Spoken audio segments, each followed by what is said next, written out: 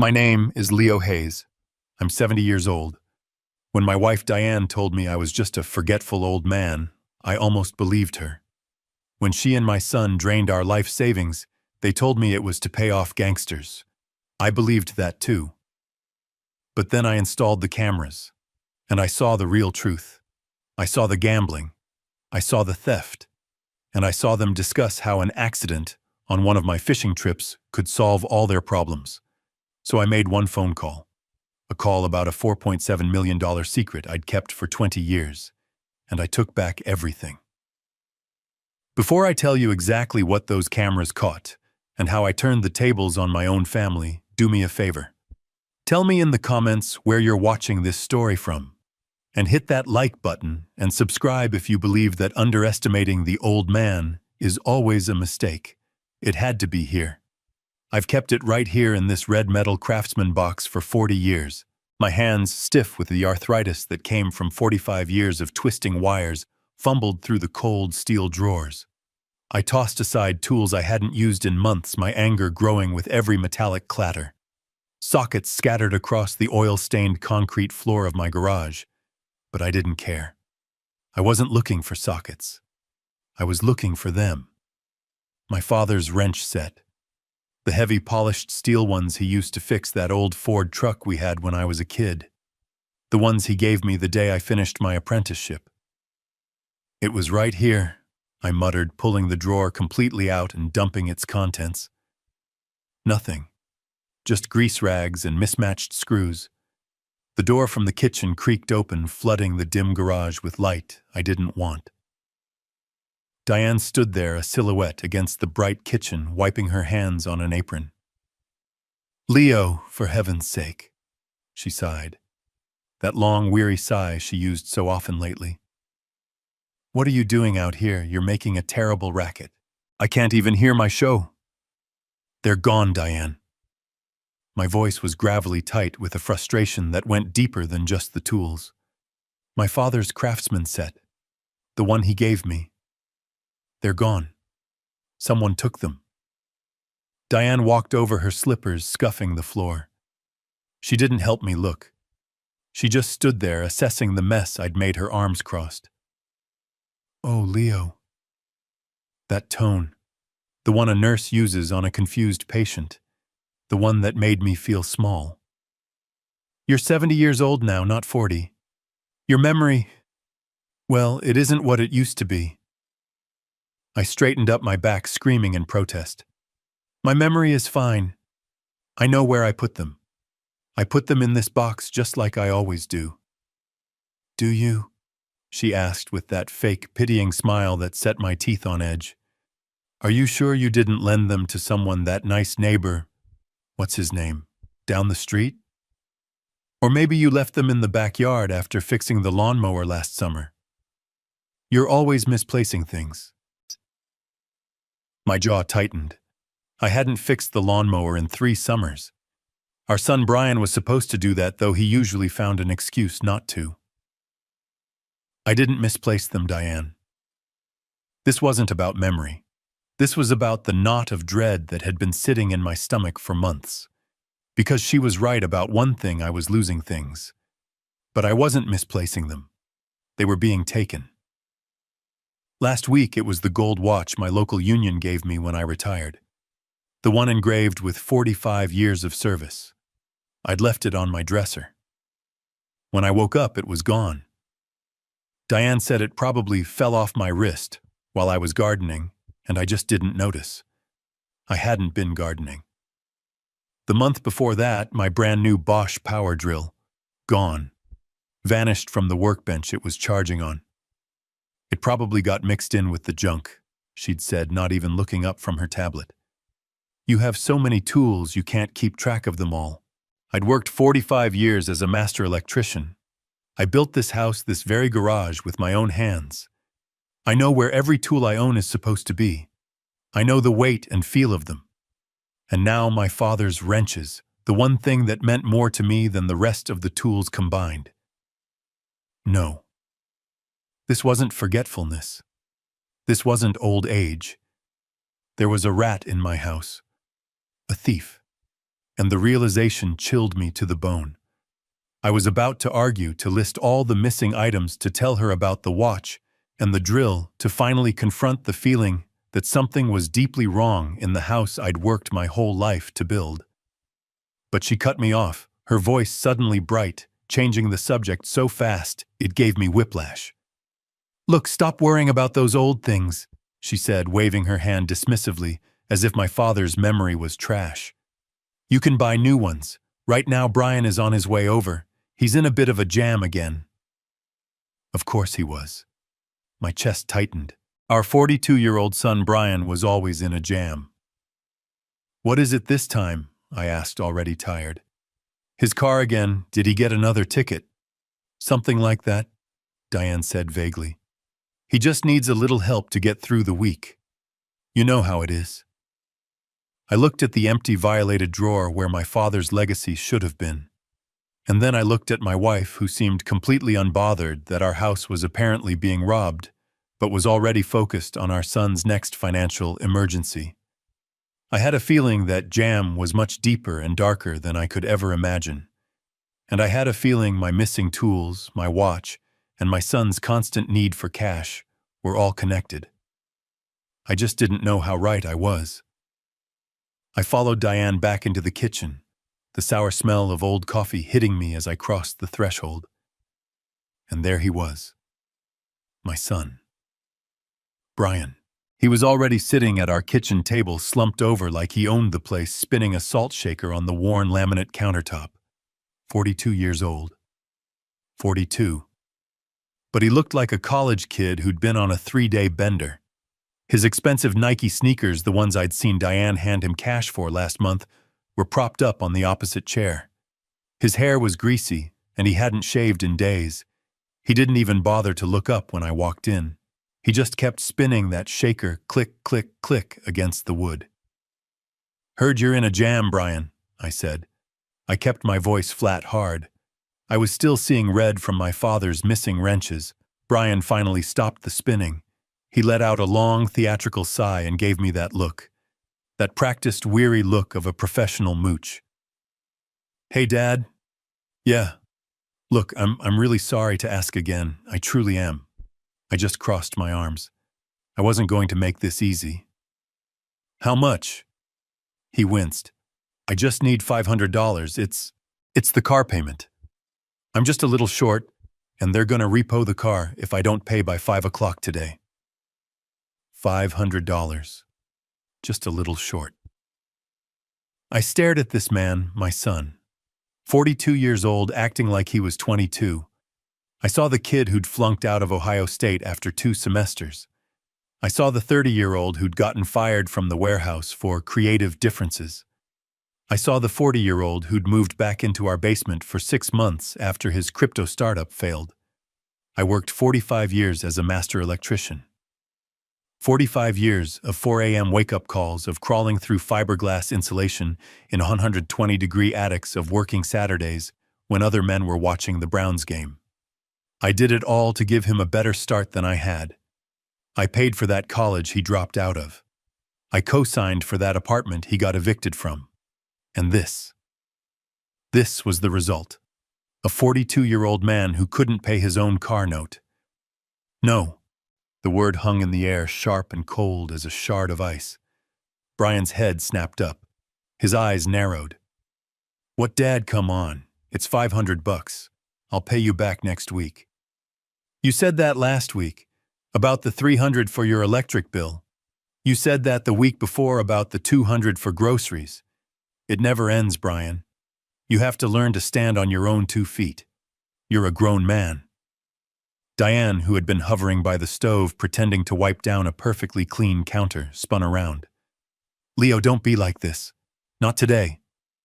Brian shoved his chair back, the legs scraping loudly against the old linoleum floor. His face went from needy to nasty in a split second. The mask was off. "I just need $500 home." "Why are you always so damn cheap?" He spat the word at me. "It's just money. You've got plenty of it sitting in that savings account you guard like a dragon. What good is it doing you sitting there? That was it. The disrespect. The entitlement, after I'd just discovered my house was being robbed piece by piece. "It is not just money," I yelled, taking a step toward him. My voice bounced off the low ceiling. "It's 45 years of my life, it's my sweat, it's my aching back, it's the 60-hour weeks, it's the retirement your mother and I are supposed to live on, something you know nothing about." "Leo, stop it!" Diane rushed between us. She physically put her hands on my chest and shoved me back. Shoved me. "You're always so harsh with him. He's struggling. He's your son." She turned her back to me, completely blocking me out, as if I was the enemy. She fumbled in her apron, pulled out her own purse, and opened her wallet. She took out a thick wad of cash. I didn't even know she had that much cash. She quickly counted out 5 crisp $100 bills and pressed them into Brian's hand. "Here, baby," she cooed, stroking his arm. Her voice was suddenly all sugar. "Don't listen to your father. He's just in a mood. You go pay your bill. Are you eating okay? Do you need a little extra?" Brian snatched the money, stuffing it deep into his jeans pocket. He threw one last triumphant, hateful look over his mother's shoulder at me. "Thanks, Mom. At least someone in this family cares." He didn't say goodbye. He just walked out the kitchen door, letting it slam shut behind him. I stood there shaking, not just with anger.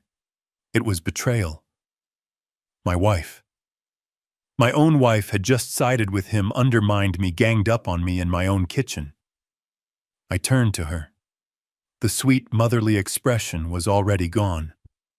"What was that, Diane? What in the hell was that?"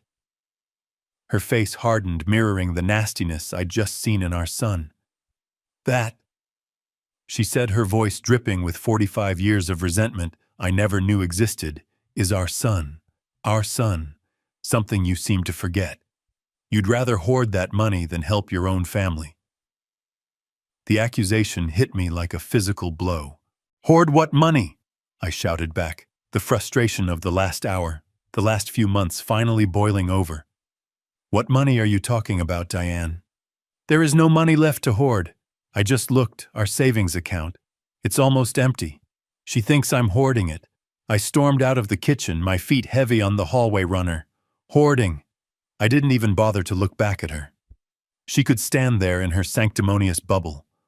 I was going to show her. I was going to print it out and tape it to the refrigerator. Hoarding. I've never hoarded a damn thing in my life. I saved. There's a difference. I pushed open the door to my small office. It's more of a glorified closet, really. Just a small desk I built myself, the old desktop computer and filing cabinets filled with 45 years of receipts, warranties, and tax returns. My whole life organized in manila folders. I like order. I like knowing where things are. Unlike my son. Unlike my wife, apparently. She thinks money grows on trees. I muttered, slamming the door shut, the sound echoing slightly in the small space. I sank into my old office chair, the cushion wheezing under my weight. 45 years I scrimped and saved. 45 years. I remembered the overtime, the double shifts during the blizzard of '78, the family vacations we didn't take to Florida, choosing a cabin on Lake Erie instead. All of it, every sacrifice, so we could retire without worry, so we could sit on the porch and not fear the first of the month. And she calls me a dragon guarding a horde. I grabbed the mouse. The old Dell computer whirred to life, its fan buzzing like an angry hornet. Come on, come on! I tapped my fingers on the desk. I wasn't really worried about the money being gone. I was just angry at her attitude. I'd just checked the balance 3, maybe 4 weeks ago. It was fine. It was always fine. $450,210.50.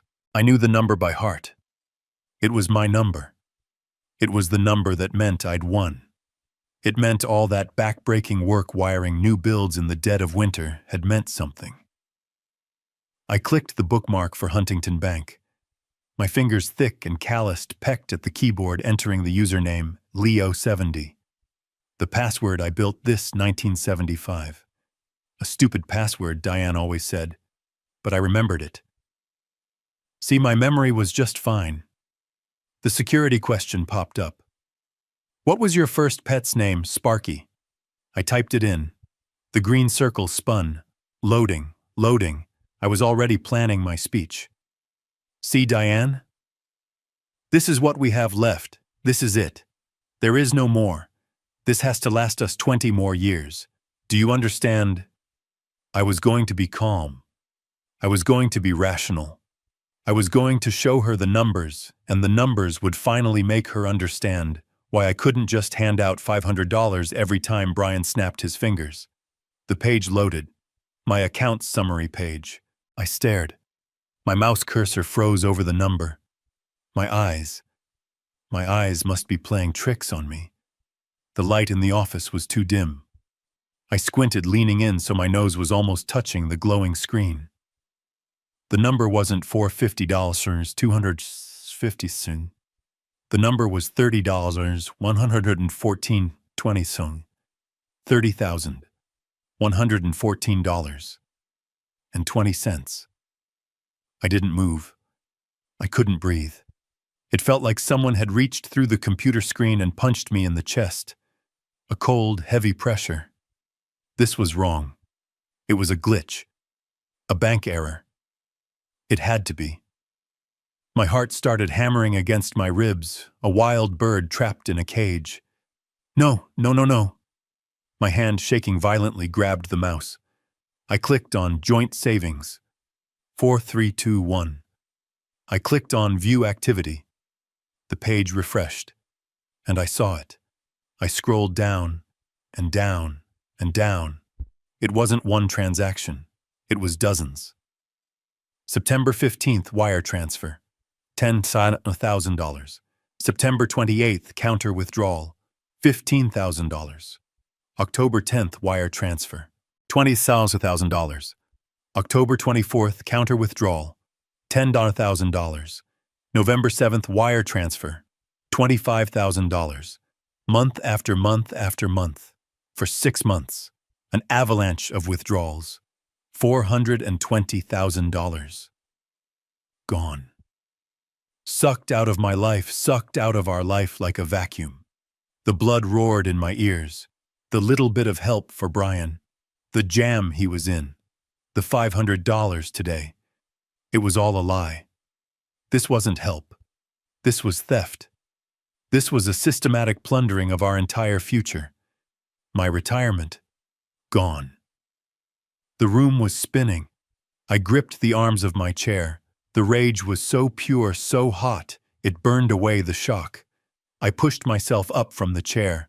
My legs felt weak, but my voice was strong. It came from 45 years of work. It came from my father's ghost. Diane! I roared her name. I didn't care if the neighbors heard. I didn't care about anything except the number on that screen. Diane, get in here now! The door creaked open. Diane poked her head in her face, arranged in that mask of mild wifely concern she always wore. Leo, what's wrong? What on earth was all that shouting? I thought you'd had a fall. I didn't turn around. I couldn't.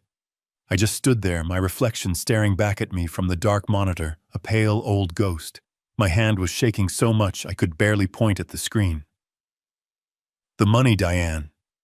My voice came out like a rasp, like I'd swallowed dust. Our money. Our life savings. The $450,000. Diane, where is it?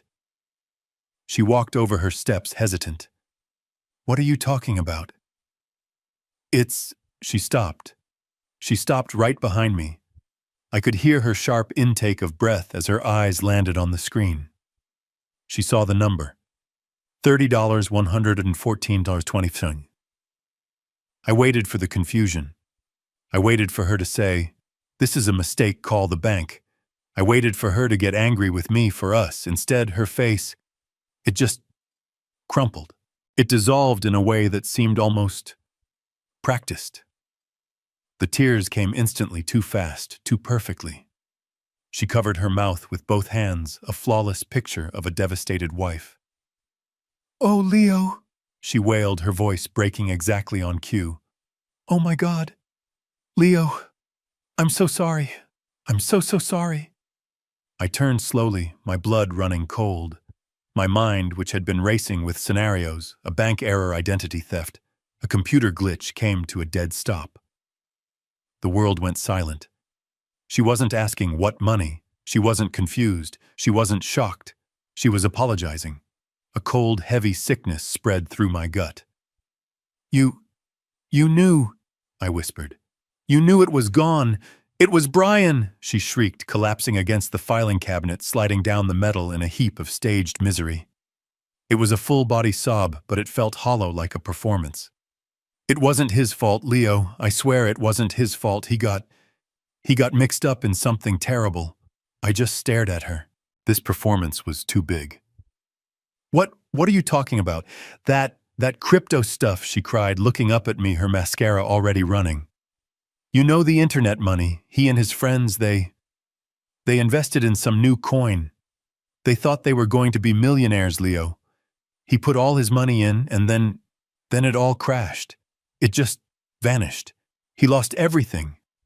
I was still frozen, trying to make the math work. But that was his money to lose Diane. I stammered, my mind still stuck on the $420 or $1,000 missing from our account.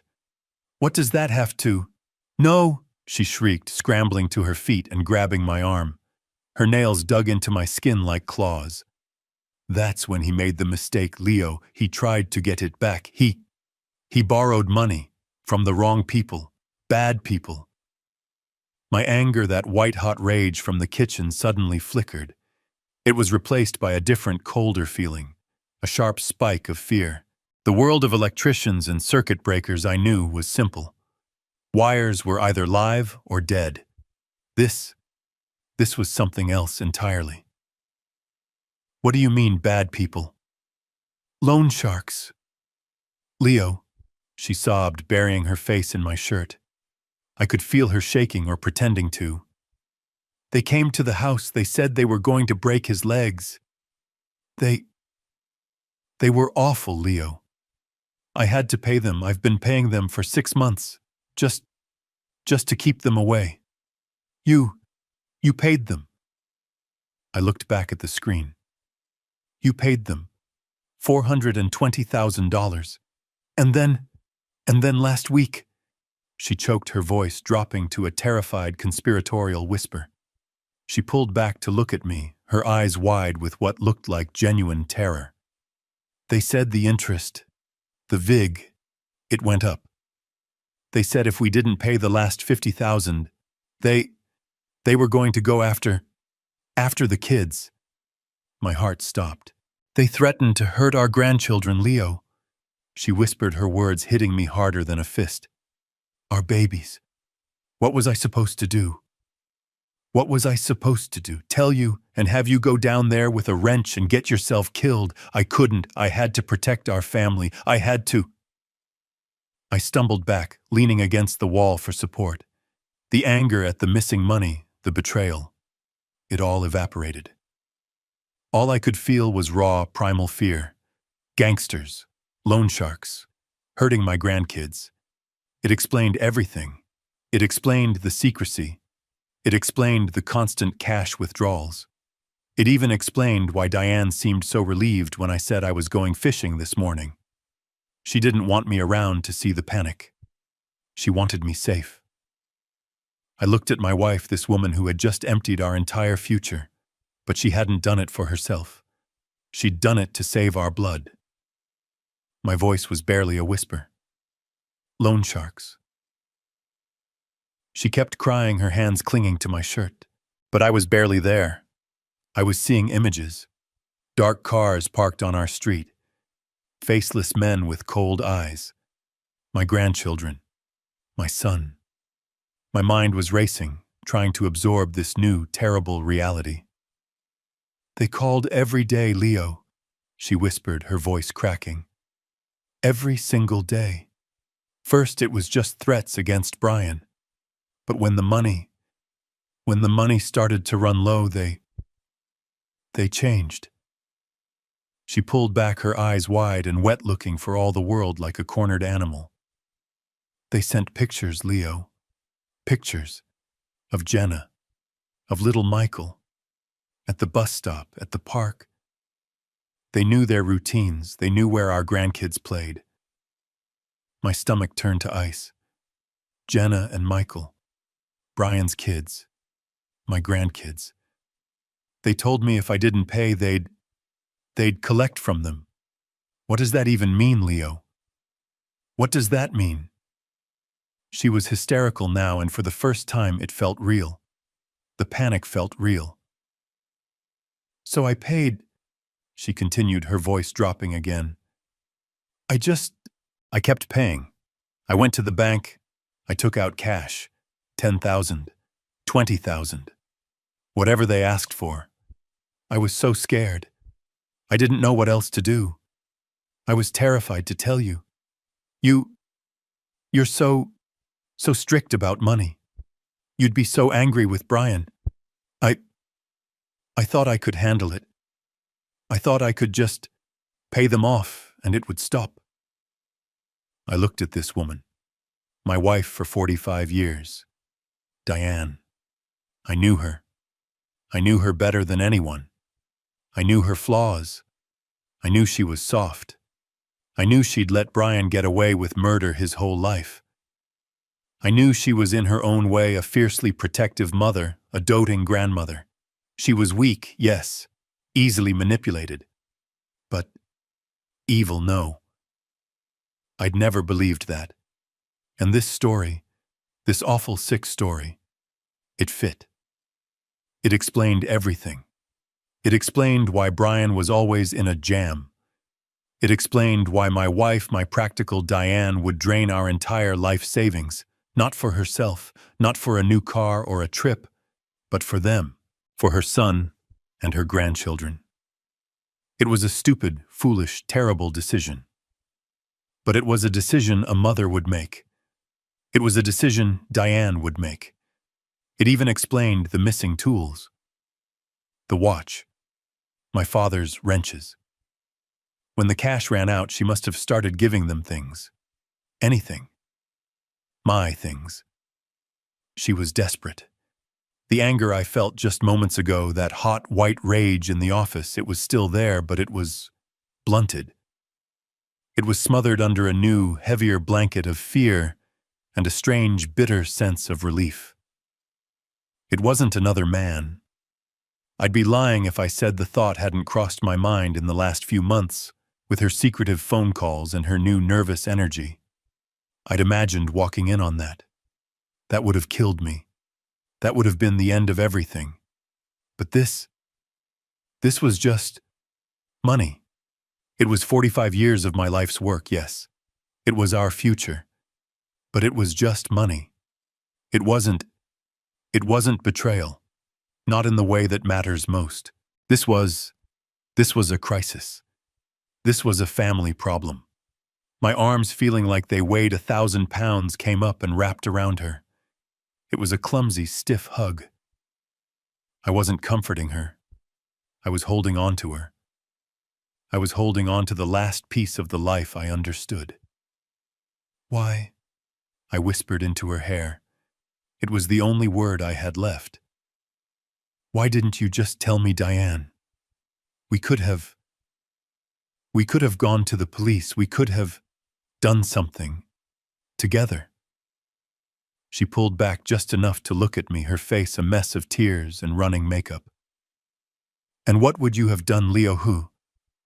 You'd have grabbed your shotgun. You'd have gone down to talk to them. You, a 70-year-old man against gangsters. They would have put you in the hospital or worse. I couldn't lose you too. I couldn't. Her logic was flawed. I knew that.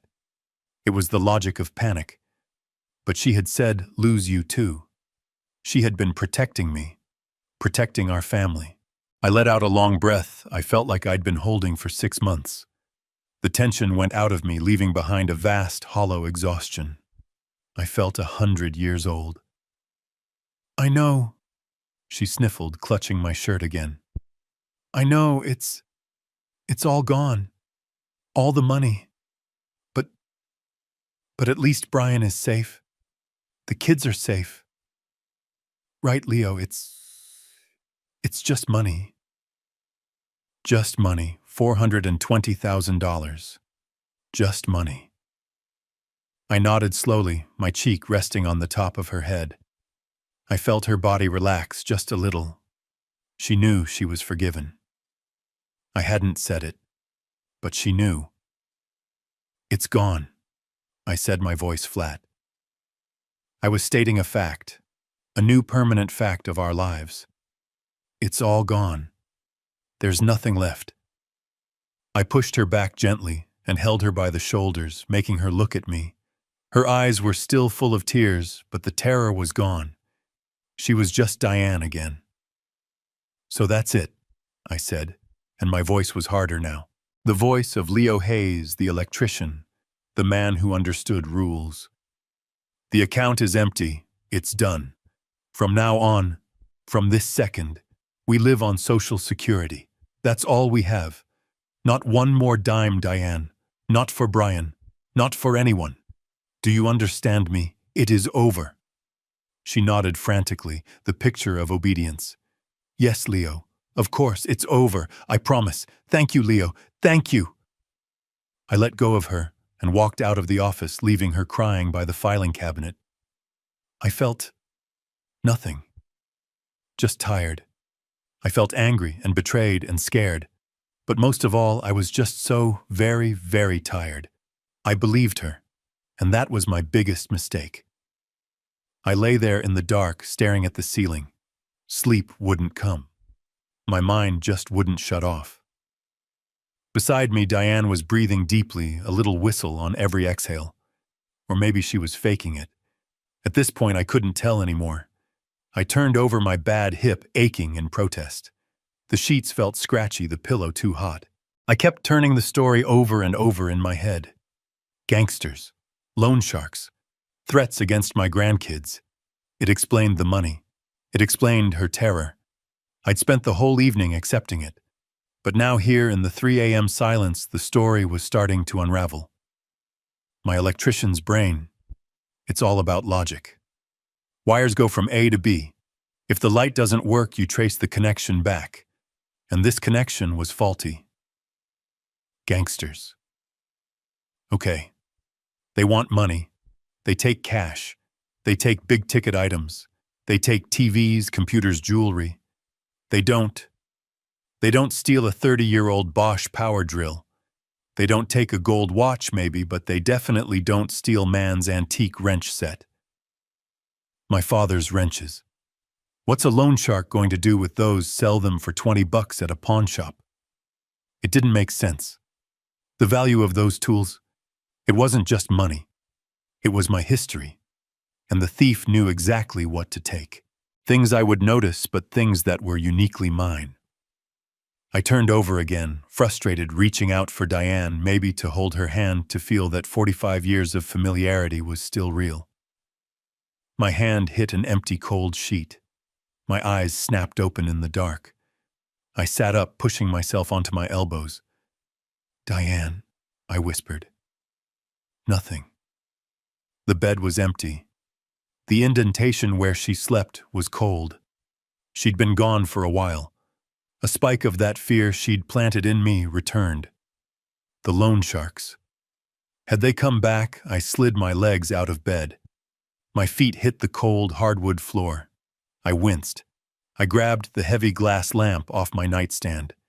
It wasn't much of a weapon, but it was solid. I moved out of the bedroom, my knees cracking in the silence of the hallway. I stood at the top of the stairs, listening. And then I heard it. Downstairs. A voice. Her voice. It wasn't scared. It wasn't crying. It was angry. A low hissing, furious whisper from the kitchen. I crept down the stairs, one painful step at a time, my stocking feet making no sound. I held the lamp high, ready to swing it. I got to the bottom step. I peeked around the corner into the dark kitchen. Diane was there, just a shadow against the dim light from the microwave's clock. She was hunched over her cell phone, whispering into it like a conspirator. I told you it's gone, she hissed. Every last dime, I can't get any more." She paused, listening, her free hand twisting the cord of her bathrobe. "No. No, he doesn't know anything. He's 70 years old. He's not stupid, but he's slow. He bought the whole gangster story. He thinks I'm some kind of hero for protecting the family." She laughed. A short, ugly, bitter sound I'd never heard before. "Yes, he's home now. He's right upstairs. Stop calling me, you'll wake him up." The glass lamp in my hand felt suddenly heavier. He bought the gangster story. He's slow. I stepped out of the shadow. I hit the kitchen light switch. The fluorescent light flickered on, buzzing, flooding the room in a harsh, sterile white. Diane shrieked, a sharp, terrified sound. She fumbled the phone, almost dropping it, her hand flying to her chest. "Leo!" she gasped, her face pale, her eyes wide as saucers. "My God, you scared me half to death. I couldn't sleep." I didn't move. I just stood there in the doorway, my old flannel bathrobe pulled tight, the lamp still held in my hand. "Who are you talking to at 3 o'clock in the morning, Diane?" My voice was quiet, deadly quiet. "Was that the loan shark again? I thought you paid them off. I thought we were safe." I saw the panic in her eyes. I saw her mind working, spinning a new lie out of the threads of the old one. "Oh!" she said, forcing a nervous laugh, putting the phone down, screen first, on the counter. "Yes, it was. They were calling again, demanding more. I was telling them to leave us alone." And she was talking too fast. "Really?" I said. "Because it sounded like you told them I was slow and that I bought the gangster story." The color drained from her face. She was trapped. She quickly tried another door. "No, I mean, no, that wasn't them. That was Brian," she stammered, grabbing the new lie. "Yes, it was Brian. He was worried about me, worried about the loan sharks, and I was just reassuring him that you were handling it, that you weren't worried, that you believed me." She tried to smile, a weak, trembling, terrible smile. I just looked at her. I looked at my wife of 45 years, the mother of my son, the woman who had cried in my arms just 12 hours earlier. And I knew. I knew with the same certainty that I knew red wire means hot and white wire means neutral. She was lying. The story about the gangsters was a lie. The story about Brian was a lie. All of it. And that cold, sick feeling was back heavier this time. Because if she wasn't paying off gangsters, then where did the money go? Where did my father's wrenches go? And who was on that phone? I didn't sleep. I couldn't. I just lay there in the dark, my back to her, staring at the gray square of the window. I listened to her breathe. It was a deep, even breath, the sound of a person sleeping without a care in the world. And that, more than anything, told me she was lying. "It was Brian," she'd said. A clumsy, pathetic lie. A 3 a.m. phone call from our son, just to check on her. After she'd spent 12 hours crying about gangsters. My mind kept tracing the wires just like an old schematic from a job site. The connection was faulty. The story didn't add up. I'd spent 45 years as an electrician. My whole life was about logic. Power comes from the source, it follows the path, and it lights the bulb. If the bulb is dark, you trace the wire back. And the wire here was cut. The story about the gangsters. It explained the money, yes. But it didn't explain the things. It didn't explain my father's wrench set. It didn't explain my retirement watch. Gangsters don't take sentimental junk from a garage. They take the flat-screen TV. They take the jewelry. They don't cherry-pick a man's past. No. Whoever was stealing from me wasn't a stranger. It was someone who knew me, someone who knew what I valued, and someone who knew I'd be forgetful. I lay there until the first gray light of dawn touched the ceiling. I felt Diane stir, then settle back into sleep. I couldn't trust her. After 45 years, after 2 children, after a lifetime, I could not trust my wife. And I had to know who was on that phone. I had to know where my life, 45 years of my sweat and blood, had actually gone. I waited until I heard the shower running. Then I got up, my joints cracking, and went downstairs. When she came into the kitchen, I was sitting at the table with a cold cup of coffee. She was humming, wrapped in her pink bathrobe, looking refreshed. "Morning, Leo," she chirped, that bright fake smile plastered on her face. "Sleep okay?" I just stared at her. No, Diane. I didn't sleep at all. I was thinking. Her hand, reaching for the coffee pot, paused for just a second. "Thinking about what, dear?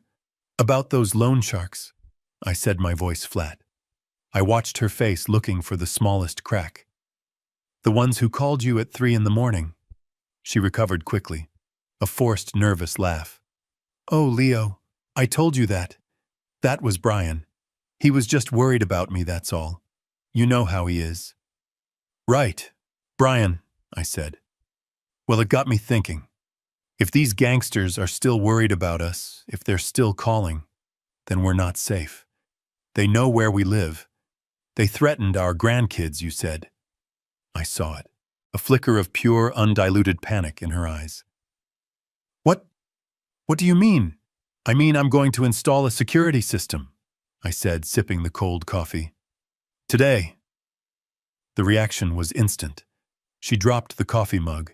It shattered on the floor, splashing dark liquid and ceramic shards across the linoleum. "No." Her voice was too sharp, too fast. "Absolutely not, Leo. That's a ridiculous idea." I just raised an eyebrow. "A ridiculous idea to be safe in our own home. It's the cost," she scrambled, latching onto the excuse, bending down to pick up the broken pieces with a shaky hand. We have no money, remember? You said it yourself, we're living on Social Security. Those systems, those ADT systems, they cost a fortune and a monthly fee. We can't afford it. We just can't." She was almost pleading, her eyes wide.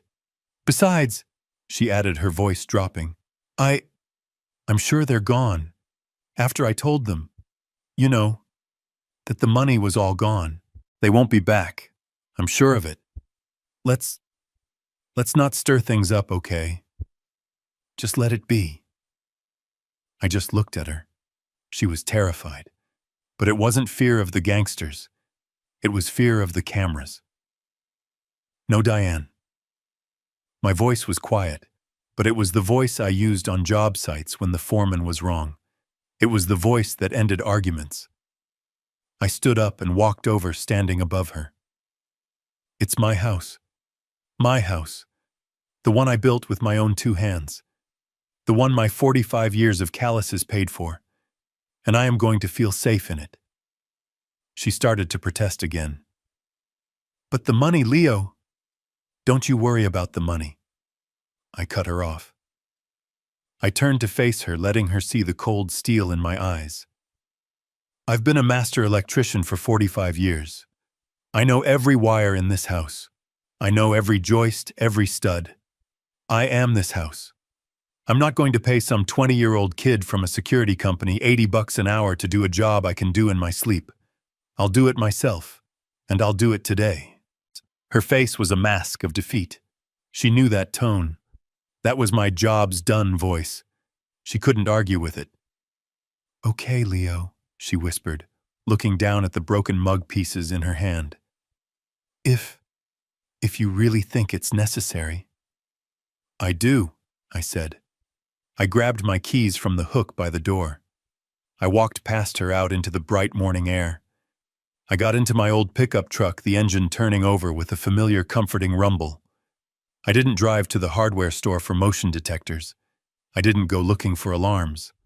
I pulled out onto the main road, my knuckles white on the steering wheel, and I drove straight to the Best Buy over on the highway. I walked past the alarms. I walked past the big, obvious security systems. I walked straight to the back to the aisle marked baby monitors. I didn't need to catch a stranger trying to get in. I needed to catch the rat who was already inside. I was going to buy the smallest, most invisible nanny cams they had. I walked into Best Buy feeling like a criminal in my own story. I've spent my life installing lights, not hiding spy cameras. I bypassed the big flashy home security signs. I didn't want alarms. Alarms just warn people, and I was past warnings. I wanted evidence. A young kid in a blue shirt, probably 19, bounced over. "Can I help you find something, sir? Looking for a new soundbar. We got a great deal on—" I must have looked like a lost grandpa wandering out of my element. I said, keeping my voice low. "Nanny cams. The small ones. The ones that connect to Wi-Fi." The kid's expression didn't even flicker. He just nodded like I'd asked for a new phone charger. "Right this way, sir. We got these. Top-rated. HD video streams right to your phone app.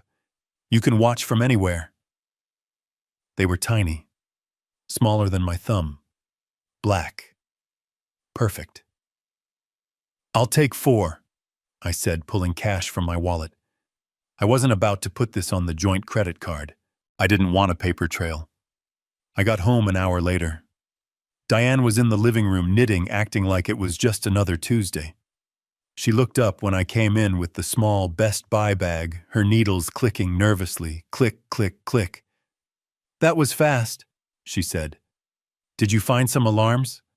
"Better," I said, my voice gruff.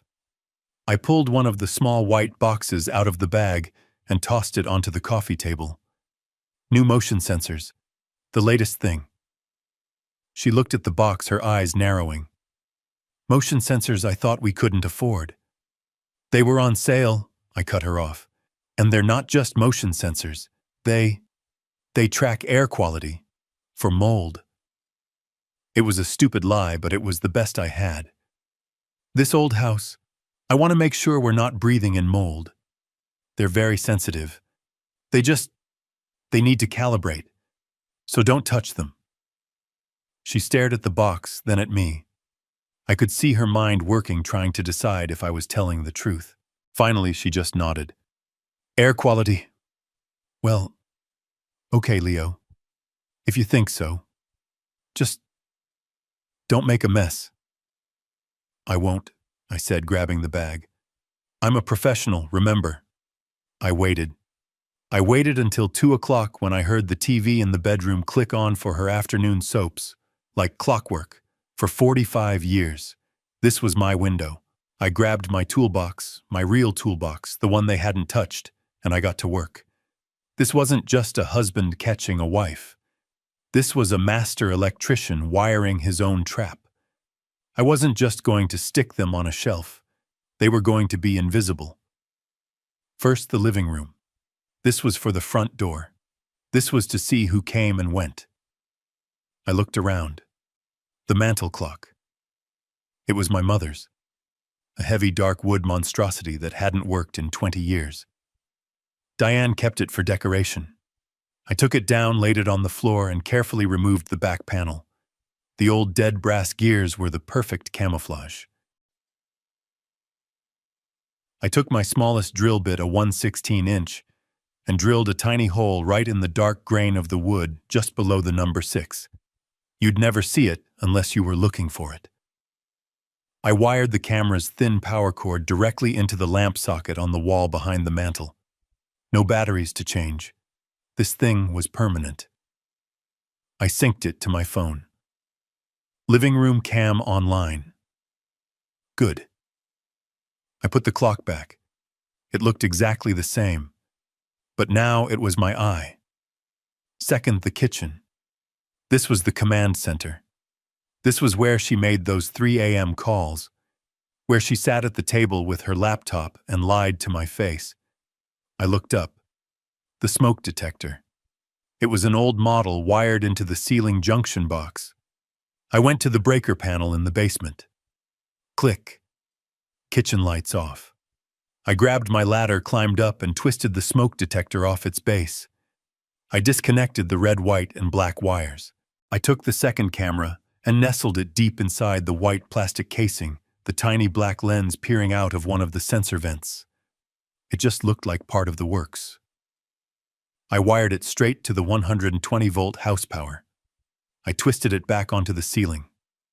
Click. I went back to the basement. Click. Breaker on. I checked my phone. Kitchen cam online. A perfect clear bird's-eye view of the entire kitchen table, the back door, and most importantly, her laptop screen and her cell phone when she laid it on the table. Third, the garage. My space. The place they had violated.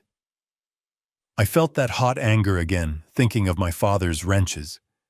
I looked at the steel cabinet on the far wall, the one they hadn't opened, the one where I kept my valuable collectibles, my old coin collection, my father's military medals from Korea. They hadn't found that cabinet. Not yet. I took an old rusted metal toolbox, one I hadn't opened in a decade, and set it on the high shelf directly opposite that cabinet. I drilled a hole, mounted the third camera inside, and ran the thin power cord along the back of the shelf hidden behind old paint cans. Garage cam online. If they came back for more, I'd see them. I'd see them violate my space one last time. The last one. The office. This was where I'd seen the bank account. This was where she must have sat to do the wire transfers. She had a small desk in the corner.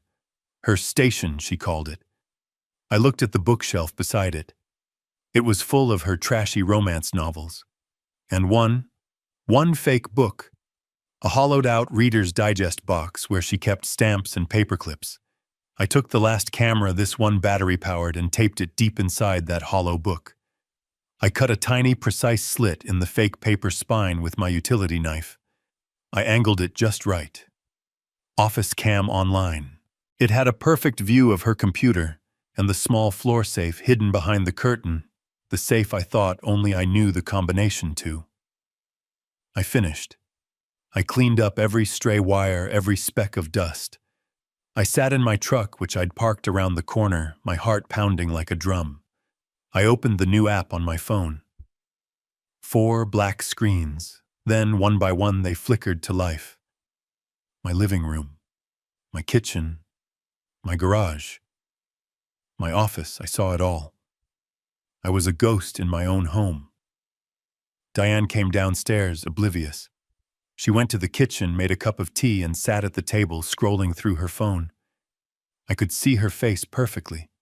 She looked bored. This wasn't enough. I needed to make the rats come out. I needed a trap, and I knew exactly what the bait had to be. I needed to leave. I needed to give them the one thing they clearly wanted most, an empty house. I went to the hall closet and pulled out my old green canvas duffel bag, the one I actually used for fishing. It smelled like canvas and old lake water, a smell that usually brought me peace. Now it just felt like a prop in a play I didn't want to be in. I walked back to the bedroom and threw in a pair of old jeans, 2 flannel shirts, and 3 pairs of thick wool socks. I made a show of it, making sure Diane could see me from the hallway, see that I was serious. This had to look real. I zipped the bag, grabbed my fishing hat from the hook by the back door, the one with the old lure stuck in the brim. I slung the bag over my shoulder and walked into the kitchen. Diane was already at the table, clipping coupons from the Sunday paper, acting as if the world was perfectly normal, acting as if she hadn't been caught in a lie at 3 a.m. "Well," I said, my voice gruff, "I'm heading out." She looked up, her face a perfect mask of mild surprise. "Heading out, oh. Where are you going?" "I'm going fishing," I said. I watched her face. "I called Jim. He said the walleye are biting up at the reservoir. I just need to clear my head. This whole gangster thing, it's too much for me, Diane. I just need to sit on a boat and be quiet for a few days." She blinked. "Jim?" she asked, her brow furrowed. "Jim? Who?" I froze. My heart, which had been pounding with anger, just went cold. Jim, my best friend, my fishing buddy for 30 years, the man who had been the best man at our wedding. Jim died 2 years ago, a massive heart attack. I was a pallbearer at his funeral. I'd held her hand as she cried by the graveside. Or had she been crying, I couldn't remember. And now she didn't even remember his name. She'd forgotten he was dead. The absolute callous void where the memory of my best friend should have been. It confirmed everything. I was alone in this. I forced a casual tone. You know, Jim, from the local, from the union. He's letting me use that little cabin of his up north. Oh. Her face cleared instantly, replaced by a wave of relief so strong, so obvious, it made me sick to my stomach. Oh, that Jim. Yes, yes, of course, Leo. That's a wonderful idea, honestly. She stood up. She came over and did that thing she used to do, straightening the collar on my flannel shirt. It was the gesture of a loving wife, but her eyes weren't looking at me. They were looking past me at the open road, at the freedom of an empty house. You absolutely deserve a break, honey, she cooed, her voice dripping with a sincerity that was poison. You've been so stressed out. Go. Go for 3 days. Go for 4 days. Don't worry about a single thing here. Don't you worry about me. I'll read my books and putter around. I'll be perfectly fine. You just go relax. She leaned in and kissed me. A quick, dry peck on the cheek. It felt like a spider landing on my skin. Don't worry about me. I was sure she wouldn't. She was probably counting the seconds until my truck was out of the driveway. Right, I said, pulling away the duffel bag, feeling heavy on my shoulder. Well, I'm off. I'll probably be back Friday, maybe Saturday. Take all the time you need, Leo, she called after me, her voice bright and cheerful. All the time in the world. I got into my old Ford F-150. The engine rumbled to life, a familiar, comforting sound in a world that had suddenly gone insane. I backed out of the driveway, watching her wave from the kitchen window, that bright, phony, loving smile plastered on her face. The moment my truck turned the corner, I looked in the rearview mirror. The smile vanished. She was already reaching for her phone, dialing, before I was even out of sight. I drove. I drove right past the turnoff for the reservoir. I drove past the highway north. I didn't go to any lake. I went south toward the interstate to that dead strip of highway where the old factories used to be. 5 miles out of town, there's a row of cheap motels, the kind truckers use for a few hours, the kind people use when they don't want to be found. I pulled into the Motel 6. The sign was flickering, the 6 half burnt out. It looked as broken as I felt. I walked into the lobby. It smelled like stale cigarettes and bleach. Just one night, I told the woman behind the thick glass. She looked bored. Gonna be $65, she said, not looking up from her magazine. Need to see a credit card and ID. I'll pay cash, I said. I didn't want a paper trail. I didn't want Diane in a moment of panic checking the credit card statement and seeing a Motel 6 just 5 miles from home. I peeled $70 off the emergency cash I keep tucked in my wallet. The woman finally looked up, shrugged, and took the money. Suit yourself. Room 112, around back.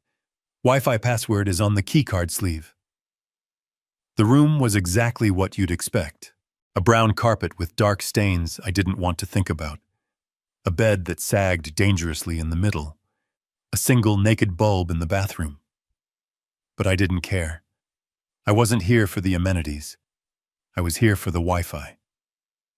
I walked in through the deadbolt and fastened the chain. I sat on the edge of that lumpy bed, the smell of industrial cleaner stinging my nose. I pulled out my phone. My hands were shaking. I clicked the icon for Wi-Fi. Motel 6/guest. I typed in the password. Connected. My heart was pounding so hard I could hear it over the rattle of the old air conditioner unit in the window. I opened the new camera app, the one I'd installed just an hour ago. 4 black screens. Then one by one they flickered to life. There was my living room empty, just sunlight on the carpet. There was my garage silent, my tools waiting. There was my office, still the fake book on the shelf. And then, there was my kitchen. I watched live as Diane, my wife of 45 years, danced. She was actually doing a little shimmy by the stove, her phone pressed to her ear. She was laughing. Not her normal, polite laugh. A giddy, unrestrained laugh I hadn't heard in years. I turned up the volume on my phone, pressing it to my ear. "He's gone." I heard her squeal, the audio tinny but clear. Yes, finally. He bought the whole fishing trip story. He'll be gone for days, yes. Brian, call Vinny. Tell him we're back in business. Come over now. We can clean out the rest of the garage before he gets back. I sat there in that cheap, anonymous room 5 miles from my home and watched the love of my life, my partner of 45 years, prepare to rob me blind. "Okay," I whispered to the phone screen, my voice a low, cold growl I didn't even recognize. "The trap is set. Now, let's see exactly which rats come out to play."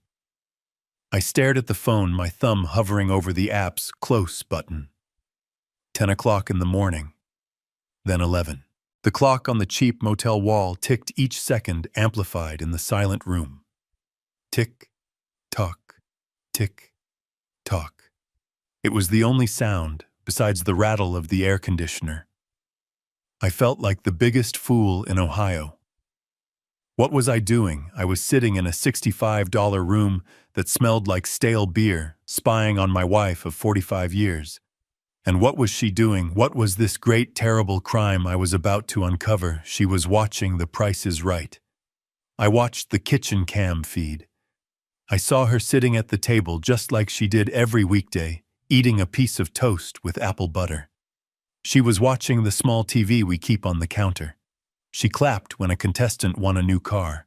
She looked normal. She looked like Diane. A wave of shame washed over me. I was a paranoid, jealous old man. My memory was going. I'd accused her of lying. I'd forced her into a corner and she'd probably just agreed with my crazy loan shark story to placate me, to calm me down. That 3 a.m. phone call. It was probably Brian, just like she said. And I, in my pride and my anger, had twisted it into this grand conspiracy. I watched her get up, rinse her coffee cup in the sink, and go into the living room. I switched to the living room cam. She sat down in her favorite armchair and picked up her knitting. Just knitting. I was a monster. I'd done this. I'd driven a wedge between us all because of a few missing tools and a bank account that was probably drained exactly like she said, to protect our family. And here I was hiding in a motel like a private detective in some cheap TV show. 12 o'clock. She was making a sandwich. I could see her on the kitchen cam clear as day. Ham and Swiss on rye, just like always. 12:30. She was back in the living room reading a magazine. I couldn't take it anymore. This was wrong. I was going to turn this off. I was going to drive home. I was going to walk in, get on my knees, and beg her to forgive me for ever doubting her. I was going to tell her that I was the fool, that I was sorry, and that we would figure out this money mess together. My thumb moved to close the app, and then the living room cam flickered with motion. The doorbell. I watched my breath caught in my throat. I saw Diane put down her magazine.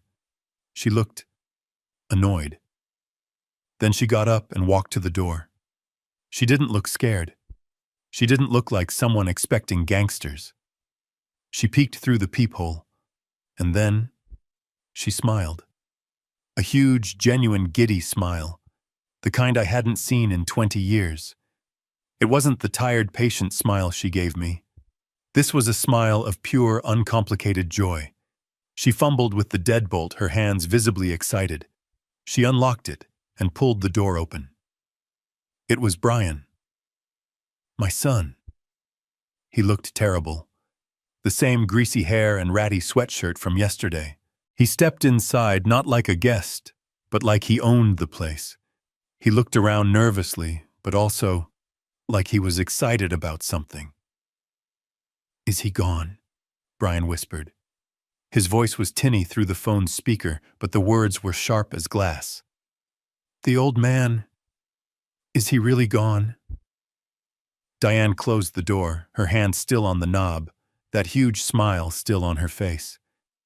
"He's gone," she said, and her voice was giddy. "He bought the whole fishing trip story, hook, line, and sinker. He'll be gone for days, Brian. Days."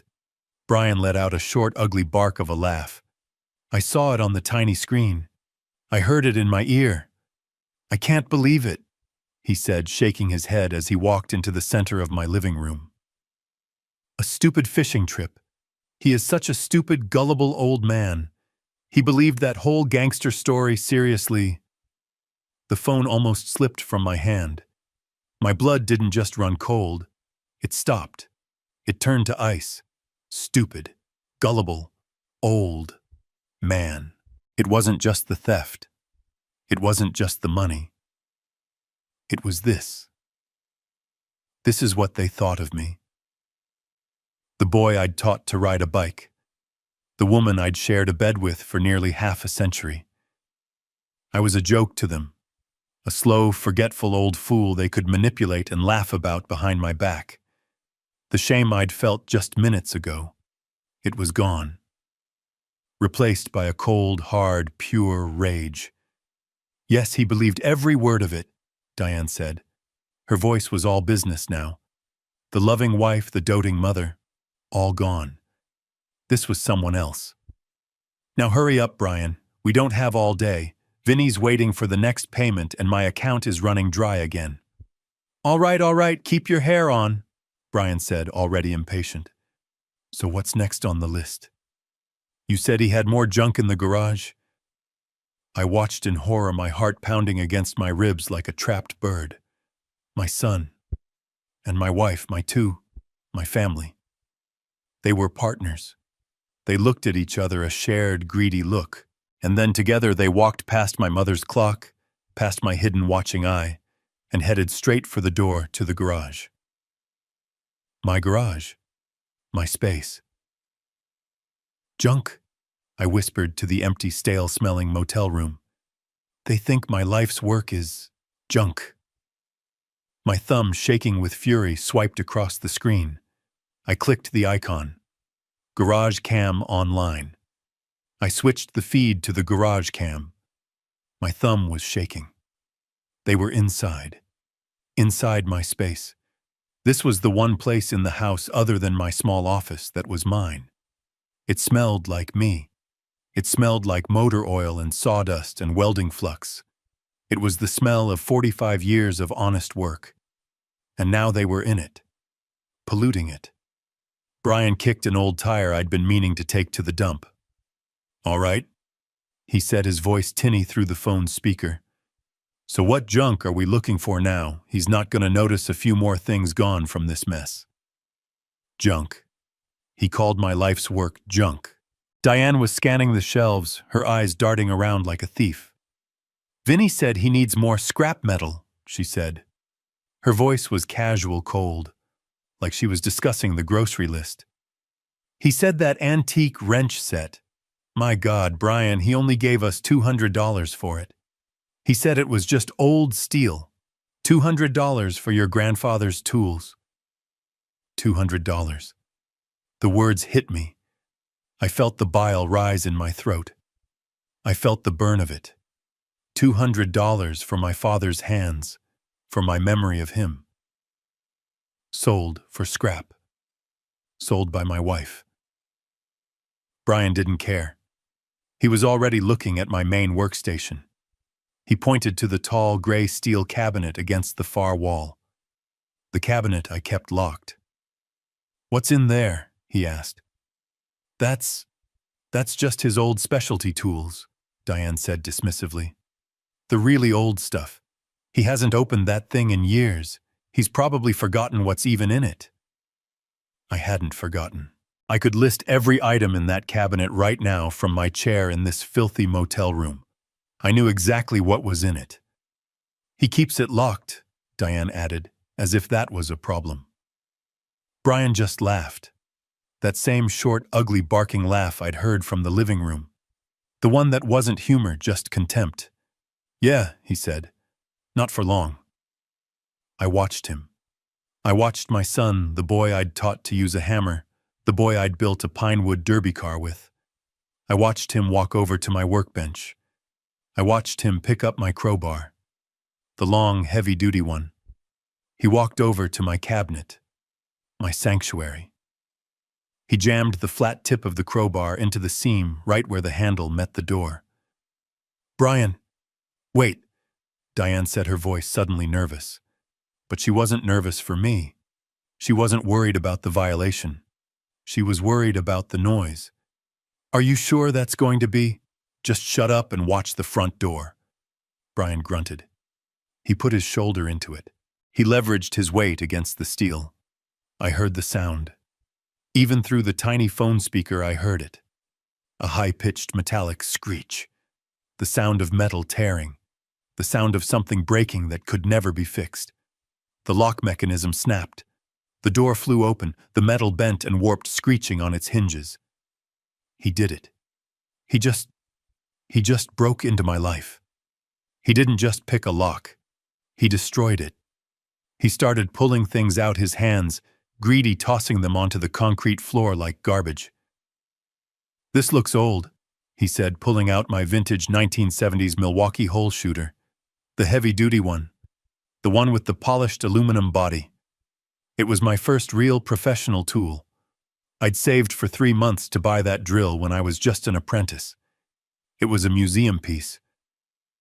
No, I whispered in the motel room, my voice choked. No, not that one. Put it back. Put it back, Brian.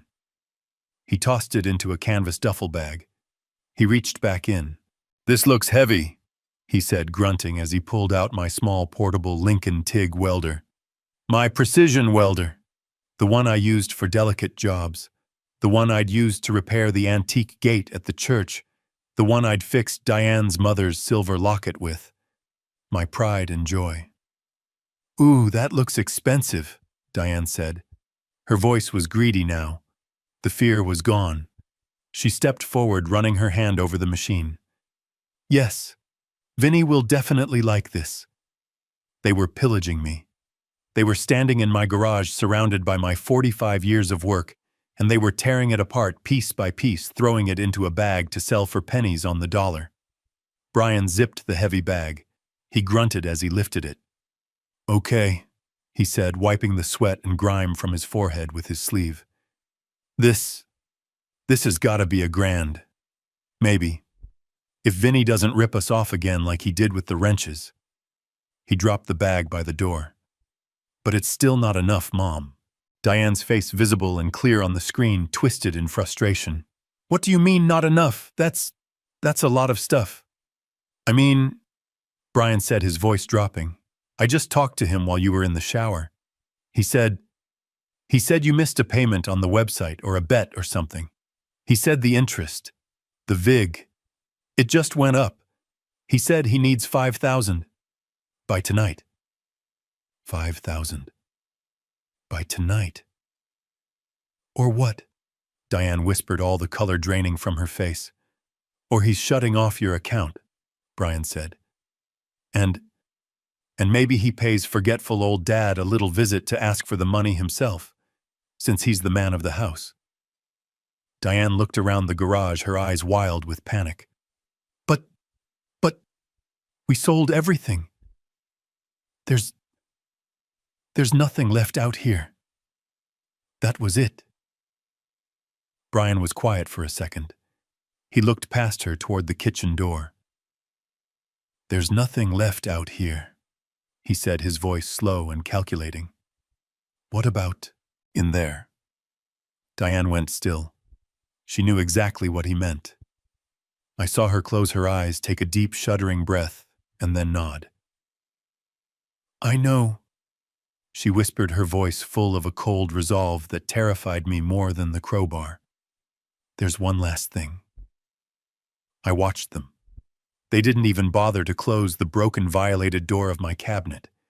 They just left my tools, my life, scattered on the dirty floor. They walked out of the garage back toward the kitchen, but they didn't stop in the kitchen. They were walking down the hallway. They were walking toward my office, but my thumb, shaking so badly I could barely control it, swiped across the app. Garage cam went black. Office cam. Click. The screen flickered, and my office came into view. My office. The one I had just been in this morning, the one I had fled from, the one where I had seen the empty bank account. And Diane. She was sitting in my chair. At my desk. She never sat in that chair. It was an unwritten rule for 45 years. That was my space. She had her desk in the corner with her laptop and her romance novels. I had my desk, my leather blotter, my old roll top. But she was sitting there now like she'd done it 1,000 times. She was in charge. Brian stood behind her, shifting his weight impatiently from foot to foot, his eyes darting around the room as if looking for more things to steal. "Well, where is it?" Brian demanded. "You said there was one last thing. We're wasting time. He could come back." "He's not coming back, you idiot," Diane snapped, her voice cold, all the fake sweetness gone. "He's halfway to the lake by now, probably talking to himself about his forgetful old age. He's a fool. Now be quiet. I have to think." I watched her. I watched my wife scan the bookshelf to her left. My bookshelf. The one filled with my old electrical engineering textbooks from my apprenticeship, my code books, my binders of old schematics. Her eyes scanned, then stopped. She reached out. "This one," she said. She pulled out a thick blue book, my old copy of the American Electrician's Handbook. The one my first mentor, Old Man Harris, had given me in 1975. I'd kept it for good luck. But Diane wasn't looking at it with respect. She held it, and with her other hand she pried the cover open in a way you're not supposed to. It wasn't a book. The cover was just a facade attached to a small, hollowed-out wooden box I had built myself 40 years ago. "How?" I whispered in the motel room. "How did you know about that?" Inside the box was a small, velvet-lined compartment, and resting in it was a single ring of keys, old brass skeleton keys. "He's so predictable," Diane sneered, her voice dripping with a contempt that physically hurt me. "Always hiding things in plain sight. He really thinks he's so clever." She grabbed the key ring. Brian leaned in, his eyes greedy. "Is that it? Is that money?" "Shut up, Brian," she said. She got up from my chair and walked over to the far wall, to the painting of the Lake Erie coastline that had hung there for 30 years. It was a picture of a calm, gray, peaceful day. She didn't hesitate. She grabbed the frame, lifted it off the hook, and set it on the floor. And there it was. My secret. A small black 12 by 12-inch floor safe embedded in the wall between the studs. I'd put it in myself when we built the house. I set the combination a simple one, our anniversary. And then for extra security, I'd installed a secondary key lock, just in case. I was the only person on Earth who knew about that safe. I was the only one who had the combination. I was the only one who had the key. But I watched my blood frozen in my veins as Diane selected one of the keys from the ring she'd taken from my fake book. She knelt, inserted the key into the lock I thought was secret, and turned it. Click. Then her fingers moved to the dial. Left. Right. Left. She knew my anniversary. She knew my secret. She had my keys. How long? How long had she been planning this? How long had she been watching me, learning my secrets, just to do this? The heavy steel door of the safe swung open with a dull, heavy thud. Brian pushed her aside, kneeling to look inside. Yes, come on, where is it? Where's the cash? Old people always hide cash. He doesn't hide cash, stupid, Diane said, pushing him back. He doesn't trust it. He trusts things. She reached inside. She didn't pull out wads of money. She didn't pull out jewelry. She pulled out 3 flat blue velvet cases. No, I said, my voice breaking in the silent motel room. No, Diane. Not those. Please, God, no, not those. She opened the first case. Even on the grainy camera feed, I could see them. The silver, the shine, my coin collection, my father's coin collection. The Morgan silver dollars he'd started collecting after he came home from Korea. The ones he gave me. The ones I had added to piece by piece for 50 years. My Walking Liberties, my St. Gaudens double eagle, my entire collection. What the hell is this? Brian said, disgusted. It's just old-timey money. Vinny's not gonna want this. He'll want this, Diane said, her voice a low, excited purr. She held up the double eagle, the gold glinting in the office light. This one alone is worth $5,000.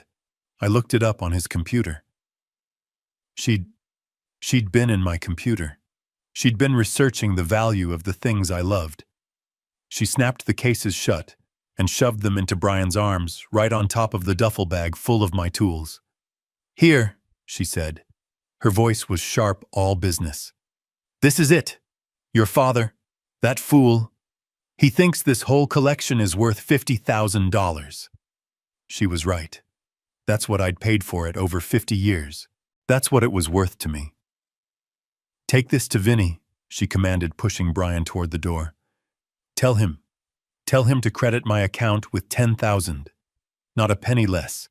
$10,000. That'll get me back in the game. Brian hefted the bag. $10,000. But Mom, you said it's worth 50. He'll take it.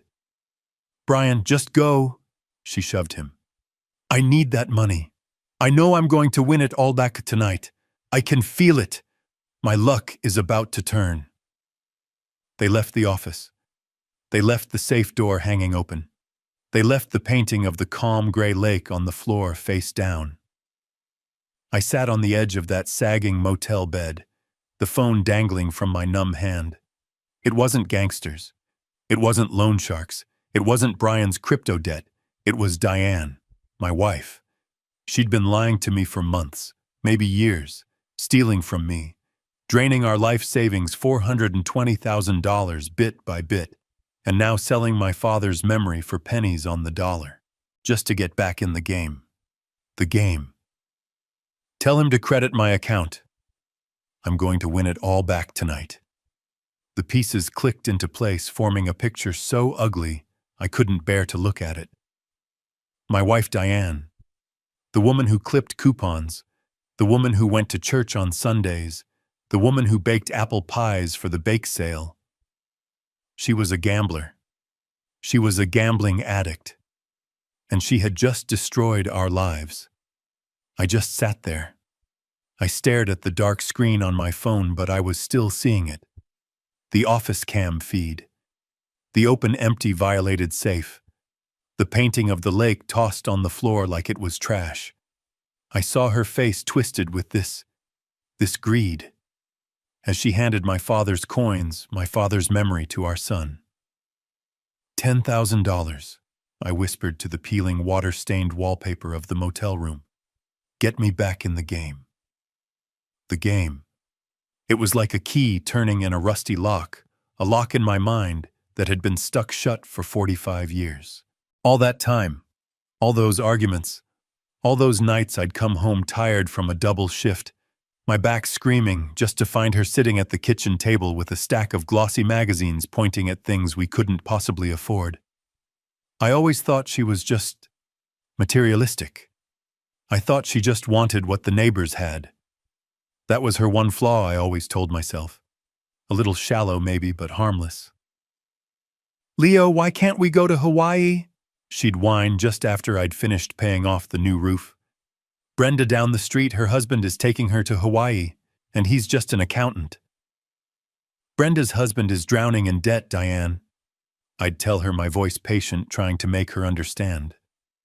We own our house, we own our cars, we have savings, isn't that better? She'd just give me that look, that cold, disappointed look. The one that said I wasn't enough. The one that said my 45 years of honest, calloused-handed work just wasn't as good as some accountant's clean signature on a loan application. I remembered 15 years ago she'd begged me for a Lexus. She actually cried. Real tears. She said she was embarrassed to drive our 7-year-old Ford Taurus to her garden club meetings. She said she was the only one without a luxury car. I was stubborn. I was proud.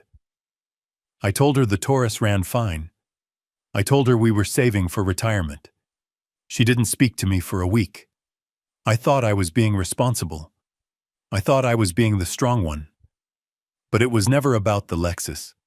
It was never about Hawaii. It was about the money. She needed the cash. She needed the fix. All those years, all those fights. It wasn't a wife wanting nice things. It was an addict. It was the desperation of an addict clawing for money, any money for her next bet. And I was just the cheap old man who stood in her way, the dragon guarding the horde. My God. Our entire marriage, our entire 45-year marriage, was any of it real, or was I just the bank? The man she had to put up with so she could have a roof over her head while she slowly, secretly bled me dry. I looked at the phone. They'd been gone for 20 minutes. They were at the pawn shop. They were at Vinnie's. They were selling my father's memory for pennies on the dollar. My hand was shaking, but not with fear anymore. It was shaking with a cold, clear 70-year-old rage. I needed to know. I needed to hear his voice. I needed to know if my son, if my boy, was really in this deep. I pulled up my contacts. Brian. My thumb hovered over the name. I pressed call. It rang once, twice, 3 times. I almost hung up. Then he answered, but it wasn't a hello. What? He barked, his voice muffled, angry. I could hear noise in the background, clinking glass. A loud, abrasive laugh that wasn't his. He was somewhere. He wasn't at home. Brian, I said, letting my voice crack just a little. I pitched it higher, made it sound weak, confused. There was a sudden silence on his end. I heard a door shut, muffling the background noise. His voice changed instantly. It became smooth. Concerned. Fake. Dad, hey, what's wrong? I thought you were fishing. Is everything okay? I played my part. Oh, Brian, I don't know. I let out a heavy sigh. This stupid truck, it just died on me. Right here on the highway. Died what? Where are you? Are you okay? He sounded so convincing. The loving, worried son. It made my stomach churn. I'm at that old Sunoco station off Route 2. You know the one. The battery's dead as a doornail. I just wanted to call and let someone know I might be home later than I thought. I'm waiting for a tow. I let the lie sit there waiting. Is your mother home? Can I talk to her? This was the test. There was a half-second pause, just a tiny fractional hesitation. But I heard it. It was the sound of his brain catching up, the sound of him choosing the lie. Mom, he said, his voice bright, almost laughing with relief. Oh yeah, Dad. She's here. She's in the backyard. Gardening. My eyes closed. Gardening. It's 2:00 on a Tuesday. Diane hasn't touched the garden in 10 years. Not since her knees started acting up. Yeah, Brian continued, really selling it now. She's She's planting those petunias she bought. You know how she gets. She's covered in dirt, won't even come to the phone. Can I just tell her you called? Tell her you'll be late." I stood up from the motel bed. The rage was gone now, replaced by something hard and cold and heavy, like a block of solid steel settling in my chest. "Yeah, son," I said, my voice perfectly calm. "You do that. Tell her I'll be home, eventually. Don't wait up for me." "Okay, Dad. You be careful, you hear? Call me if you need me to come get you." "I will, son," I said. "I surely will." I hung up the phone. I looked at my reflection in the dark motel TV screen. A tired 70-year-old man. A stupid, gullible old man. He lied. He lied without skipping a beat. He lied to protect her. He lied to cover for her. He was standing right there, probably in Vinny's pawn shop, holding my father's coins in his hand, and he lied to my face. It wasn't just Diane. It was both of them. My wife and my son. They were partners. The betrayal was absolute. It was complete.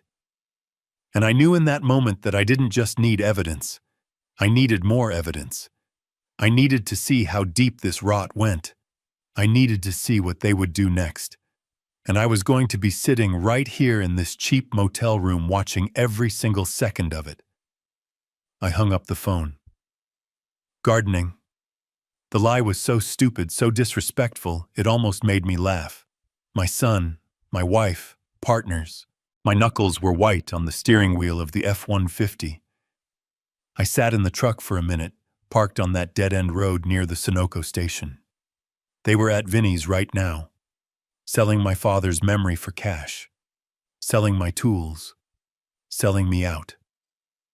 They thought I was on a fishing trip. They thought I was 70 and slow, a stupid, gullible old man.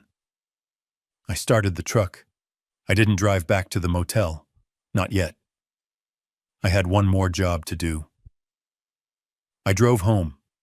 I pulled the truck into the garage bold as daylight right into the space where Brian's heap of junk usually sat. But I didn't go inside right away. I sat there. The garage was a wreck. The cabinet door hung open, bent and grotesque like a wound. My tools, my life scattered on the floor. I felt the anger rise again, hot and sharp. I had to force it down. Anger makes you sloppy. I wasn't going to be sloppy. I was going to be an electrician. I was going to be methodical. The house was empty. I could feel the silence. It was different from the silence of an empty house in the morning. This was a guilty silence, a dead silence. It smelled like them, like their betrayal. I went straight to the kitchen. I grabbed the stepladder from the pantry. I didn't rush. I moved with purpose. I climbed up and twisted the smoke detector off its base. The small black eye of the camera stared up at me. It had done its job. It had shown me the what. But it hadn't shown me the why. It hadn't given me the sound. I needed the sound. I disconnected the wires I'd so carefully attached just this morning. This morning. It felt like 10 years ago. I was a different man this morning. I was a husband. Now I was just an old man with a plan. I held the tiny camera in my palm. I needed a new spot. A better spot. One with audio. One that would capture everything. My eyes scanned the kitchen. Where did she sit at the table? Where did she put her laptop on the table? Where did she make those calls at the table? The smoke detector gave me a bird's-eye view, but the audio was muffled. I needed to be closer. My gaze landed on the microwave. It was an old Amana built into the cabinet above the stove. It was right across from the table, maybe 5 feet away. And right on its front panel on the left side was a long black plastic vent. The vent for the exhaust fan. It was perfect. I grabbed a Phillips head screwdriver from the junk drawer. I opened the microwave door and found the two mounting screws on top. They were tight, but my hands were steady. I backed them out. The microwave dropped down heavy in my hands, held only by the power cord. I rested it on the stovetop. I looked inside the cabinet. The ductwork, the wiring, my world. I took the camera. The vent was just thin plastic. I reached inside the microwave's outer casing. I knew where the high-voltage capacitor was. I knew not to touch it.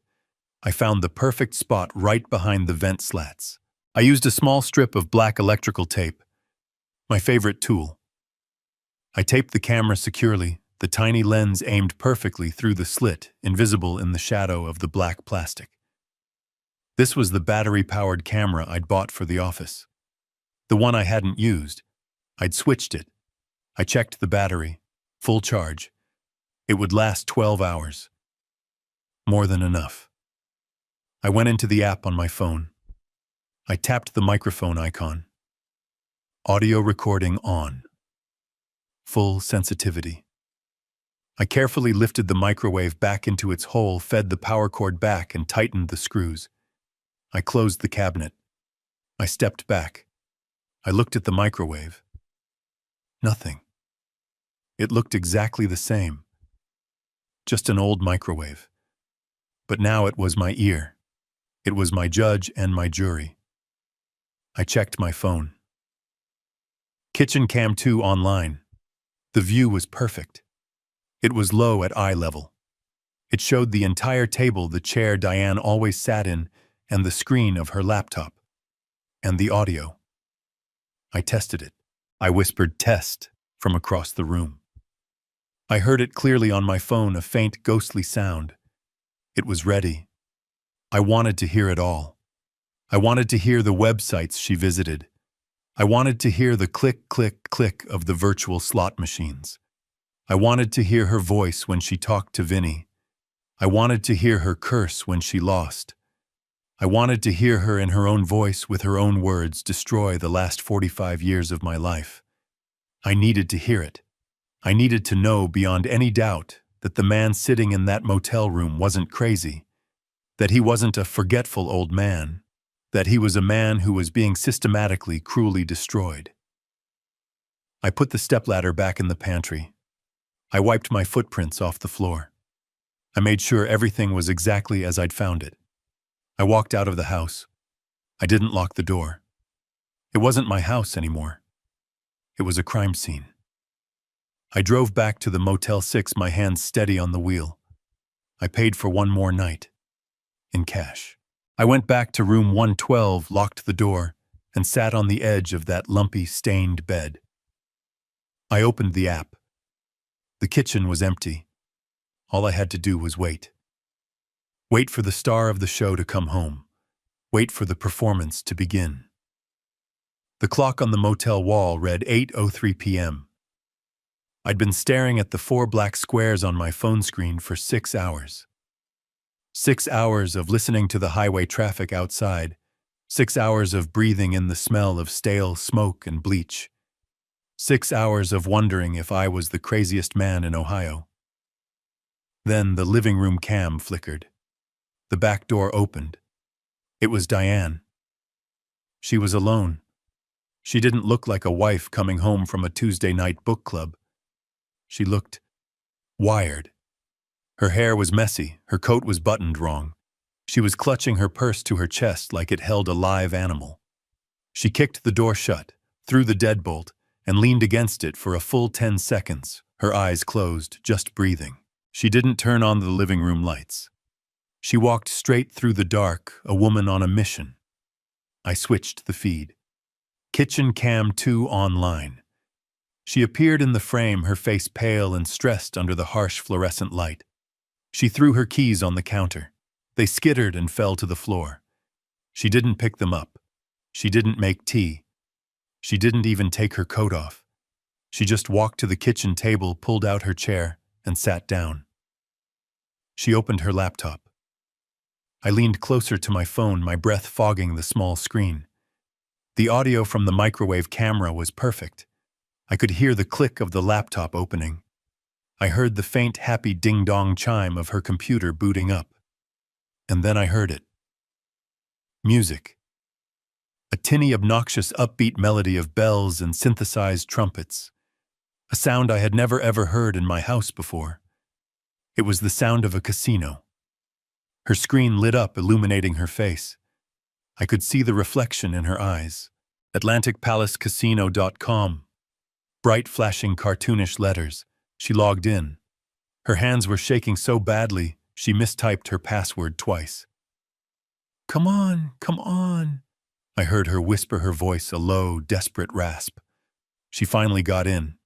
I saw the balance appear on her screen. $10,000. My $10,000. My father's silver dollars. My 50 years of collecting. Melted down into digital chips. Her face changed. The stress was still there, but it was sharpened. Focused. She wasn't my wife anymore. She was a hunter. She clicked on a picture of a green felt table. Blackjack. I watched my stomach twisting as her cursor moved to the betting circle. She didn't bet $10. She didn't bet $50. She clicked the $500 chip. Click. $500, I whispered in the motel room. On one hand, "Diane, what are you doing?" The virtual cards dealt. She had 17. The dealer showed a 6. She stayed. Good. She knew the rules. The dealer flipped his card. A 10. That's 16. He hit. A 5. 21. Bust. The $500 vanished. "It's okay," she muttered, her voice so low it was almost a growl. "It's fine, just gotta win it back. Double up." She clicked again. This time 2 $500 chips, $1,000. "Diane, no, stop," I said to the screen as if she could hear me. "That's not how you win. You're chasing." The cards dealt. She got 11. The dealer had a 9. She clicked double down. Another $1,000 on the table. The card came. A king. 21. "Yes!" she hissed, her fist clenching. "Yes!" "See, I told you." The chip stack grew. She was up $1,000. She bet 500. She won. She bet 1,000. She won. She was good. Or just lucky. Her balance was $13,000. "Okay, Diane," I whispered. "Stop. Cash out. Please, just stop." She didn't stop. She was on a high. She switched games. The screen changed. Flashing lights, spinning symbols, a slot machine. Pharaoh's gold. She hit the max bet button, 500. She hit spin. The awful, cheerful music played for 3 seconds. Whir, clack, clack, clack. Nothing. She hit it again. $500. Spin. Nothing. Again. $500. Spin. Nothing. Again. $500. Again. $500. Again. $500. I watched horrified as she clicked the button like a lab rat hitting a lever for a food pellet. She wasn't even looking at the screen anymore. Just click, spin, click, spin. The balance was dropping. 12,000, 11,000, 10,000, 9,000. In less than 5 minutes, she had lost all her winnings and was now digging back into my father's money. "Come on, baby," she was muttering, her face inches from the screen. "Mama needs a bonus. Just one bonus. Come on, you son of a—" "Yes, yes." "No, no," she was chasing. Desperately. She went back to blackjack. Her bets were wild. $2,000, $3,000. She lost. She won. She lost. She lost again. I watched for an hour. I sat on that lumpy, stained bed, and I watched my wife, my partner of 45 years, in a frantic, desperate, ugly frenzy. The balance on her screen dropped like a stone in a well. $5,000, $3,000. Finally, she had $1,500 left. "No," she whispered, her voice cracking. "No, no, no.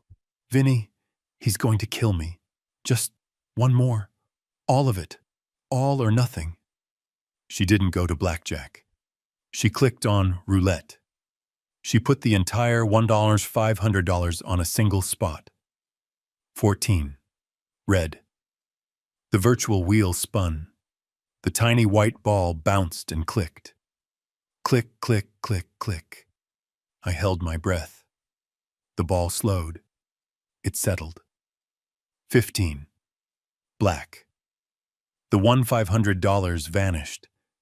The balance on her screen flashed bright and brutal. 0. She didn't move. She didn't scream. She didn't cry. She just stared, her face completely terrifyingly blank. $10,000. My father's coins, the tools from my garage, the money from my bank account. Gone. All of it. Gone in less than an hour. She sat there in the silence for a full minute. Then her hand, moving like a robot, reached for her cell phone. She put it on the table and dialed a number. My screen was clear. The audio was perfect. I watched her and I waited. She didn't move for a long time. The only thing that moved was the reflection of the obnoxious Pharaoh's Gold logo still flashing on her laptop screen, dancing in her dead eyes. The sound from my phone's speaker was just the faint, tinny casino music. She just sat there, broken. Then her shoulders started to shake. It began as a small, silent tremor, a deep, shuddering breath. Then another. Her hand came up to her mouth, as if to hold back a sound, but it was no use. A low, guttural wail came out of her. It wasn't a cry of sadness. It was a raw animal sound of pure, bottomless despair. She collapsed onto the kitchen table, her head hitting the laminate with a dull thud. Her arms wrapped around her laptop like it was a gravestone. The sobs were huge now, racking her whole body, echoing in the empty kitchen. I watched, unmoved. My heart, which should have broken seeing my wife of 45 years in such pain, felt like a cold, hard stone in my chest. She wasn't crying for us. She wasn't crying for the $450,000 she stole. She wasn't crying for my father's coins. She was crying because the ride was over. She was crying because she'd lost the game. Her hand, trembling, fumbled for her cell phone, the one she'd lied about at 3 a.m. She picked it up. Her thumb swiped at the screen, smearing her tears across it. She hit a contact. I saw her finger press the speakerphone icon. A second later, his voice filled my motel room. My son, Brian. "Mom, what's wrong? Why are you calling me? Did you win? Did you get the money back?" His voice was fast, greedy, and nervous. Diane couldn't even form words. She just let out another terrible, keening wail. It's... What? Brian's voice was suddenly sharp, angry. "What, Mom? Spit it out! Did you lose it? Did you lose the 10 grand? It's gone!" She finally shrieked, her voice cracking. "Brian, it's all gone. The $10,000. Every penny. I put it all on 14, and 15 came up. It's all gone." There was a heavy silence on the other end of the line. I heard a loud bang like he'd punched a wall. Then his voice, low and furious. "Mom, what is wrong with you? I told you. I told you to take the 500, pay Vinny, the interest, and walk away. I told you not to play. Why don't you ever listen? I thought I could win it back," she sobbed. "I thought I could win all of it back. The whole 450,000 I just needed. I just needed my luck to turn." "Luck!" he screamed through the tiny speaker, and I actually flinched. "Luck! You gambled away our lives, and you're talking about luck. Vinny is going to kill us. He's not some bookie you can ignore. He's going to send people. He's going to come to the house. He's going to find the old man. You've killed us, Mom. You've killed us all. No, Diane screamed back, her voice suddenly fierce, defensive. No, I fixed it. I found another way. There's one more way, Brian. I already did it. She was still crying, but her voice had changed. It was the voice of someone who had crossed a final line and was now just trying to justify it. Brian was quiet again. That cold, calculating quiet I'd heard in the garage. What are you talking about? What other way? We sold everything. There's nothing left to sell. I was just there. The old man's garage is empty. What did you do? I had no choice, Brian. She stammered, the words tumbling out. Vinny said he'd take my car. He said he'd come. He said he'd wait for Leo to get home and tell him everything unless I got him $50,000 by Monday. I panicked. I had no choice. 50,000? Brian's voice was a terrified squeak. We don't have 50,000. We don't have 50 cents, Mom. What did you do? I watched my wife on the screen. I watched her take a deep, shuddering breath. She wiped her nose on the sleeve of her expensive-looking sweater. She sat up straight in my kitchen chair. When she spoke again, the crying was gone. Her voice was flat. Dead. The voice of a person who had made a decision and would now live with it.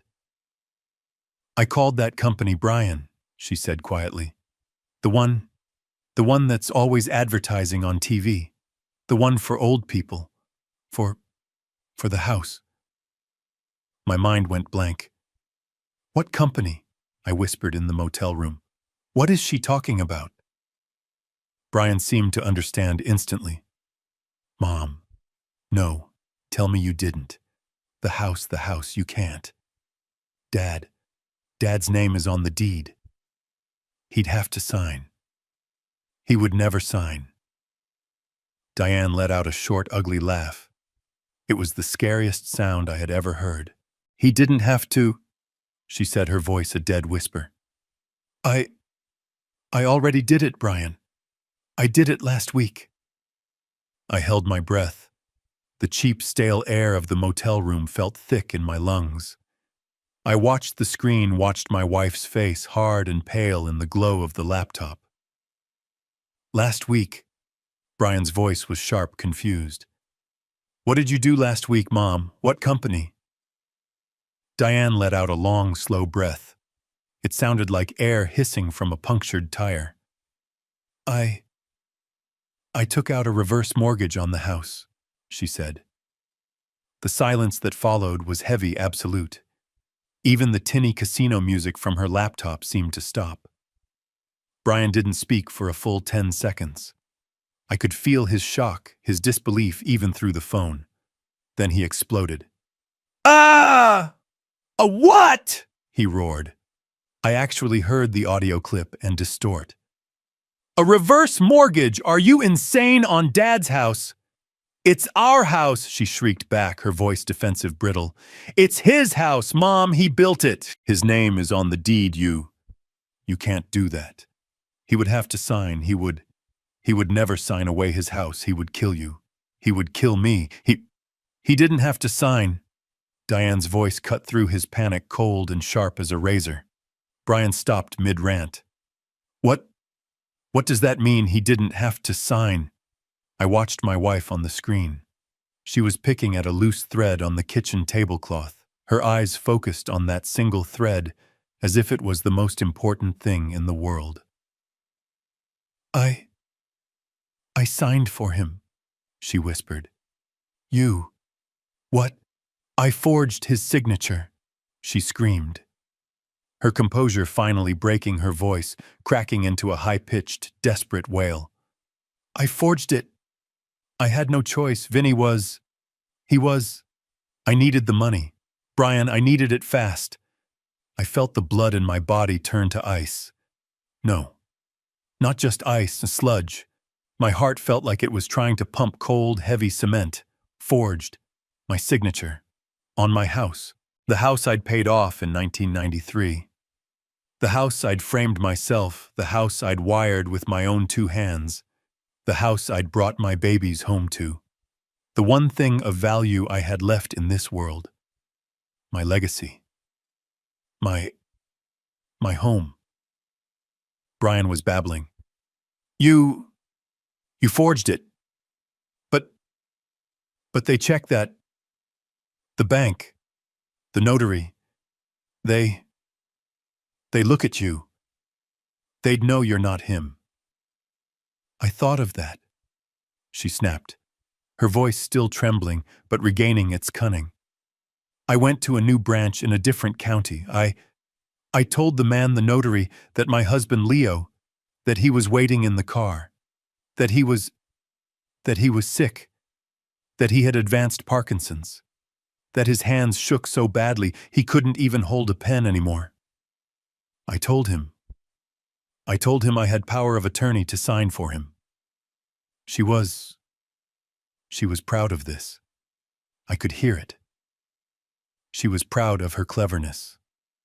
And he believed you. Brian's voice was a mix of awe and terror. I'm a 68-year-old woman, Brian. I look like a grandmother. I cried. I told him I didn't know how we were going to pay for his medical bills. Of course he believed me. He was eager to help. He stamped the paper without even looking up. I stared at the screen, at this stranger, this monster, this woman who had plotted this, who had diagnosed me with a debilitating disease, who had faked tears to a notary, who had, with a simple lying signature, stolen my entire life's work from under my feet. The room in the motel started to shrink. I couldn't get enough air. I felt that same pressure in my chest from the office, but this time it was worse. This was the end of the world. So, where's the money? Brian asked, his voice suddenly hopeful again, the greed cutting right through his panic. The 50,000, you got it. Diane's face, which had been set in that hard, defiant mask, suddenly crumpled again. The sobs came back, but this time they were different. They were the weak, pathetic sobs of a total and complete failure. Mom, Brian asked. Mom, where's the 50,000? She stammered, covering her face with her hands. It came in on Tuesday, Brian. The full 50,000. It went right into my new account. The one he doesn't know about. Okay, good, Brian said, relieved. So you paid Vinny, we're safe? No, she whispered, her voice so quiet I had to strain to hear it. I thought this was my chance, Brian. My real chance. With 50,000, I could win it all back. The whole 450,000. I could pay back the reverse mortgage before the first bill even came. He would never even have to know. We could be normal again. A dark, sinking, inevitable dread filled me. I knew what she was going to say before she said it. Mom. Brian's voice was a low, dangerous growl. Don't you dare tell me. I'm sorry, she wailed, pounding her fist on the kitchen table. I'm so sorry I put it all on the roulette wheel, Red. It kept coming up red. And then it came up black. 3 times. Just 3 times in a row. She looked up at the ceiling, her eyes empty. It's gone, Brian, she whispered. All of it. The 10,000 from the coins, and the 50,000 from the house. It's all gone. We have nothing. I watched the screen. Diane was a wreck, her face buried in her hands, her shoulders shaking. The laptop screen in front of her still glowed with that cruel, mocking $0 balance. On my phone's speaker, I heard nothing but dead, heavy air. Brian was silent. For a full 10, 20, 30 seconds. The only sound in my motel room was the rattle of the AC unit and the pounding of my own blood in my ears. I thought he must have hung up. I thought finally my son has realized. He's realized his mother is an addict who just destroyed their lives. He'll be disgusted. He'll hang up and be done with her. But when Brian's voice finally came back, it was not angry. It was not panicked. It was cold. It was terrifyingly calm. "Okay, Mom," he said, his voice low and steady. "Okay, stop crying. Crying does not fix anything. Just think. Do not panic. The bank, they just gave you the money. They will not take the house tomorrow. A reverse mortgage it. It takes time. They have to send notices. We have time." Diane's head lifted, her face streaked with mascara. She looked like a drowning woman grabbing a piece of driftwood. "Time?" she sniffled. "Time for what, Brian? What's the use of time? We have nothing. There's no more money. There's nothing left to sell. I checked." "You checked. We sold his tools. We sold his father's coins. There's nothing." "Stop saying that," he snapped. "There's always something. You're just not thinking big enough." Again, that heavy, calculating silence. I watched my wife on the screen. She was wiping her nose with her sleeve, watching the phone, waiting for her 42-year-old son to give her the answer, to save her. And then he said it. The words that stopped my heart. "Mom." Brian said, his voice dropping to a near whisper, a casual, almost curious tone. "The old man, he has life insurance, right?" My body went rigid. The air in my lungs turned to stone. I could not move. I could not breathe. Life insurance. My life insurance. The policy I had taken out 40 years ago, the one I thought was meant to protect her if I died. I saw Diane on the camera. Her eyes went wide. She shook her head, a small, jerky movement. "Brian," she whispered, and her voice was horrified. "Brian, no, do not say that. That's awful. That's murder." I heard Brian let out a short, impatient sigh. That same ugly, contemptuous sound from the garage. "I am not saying that, Mom," he hissed, his voice full of frustration, like he was talking to a child who just did not get it. "God, calm down. I am not saying we do anything. I'm just thinking out loud here. I'm just looking at the situation." He paused.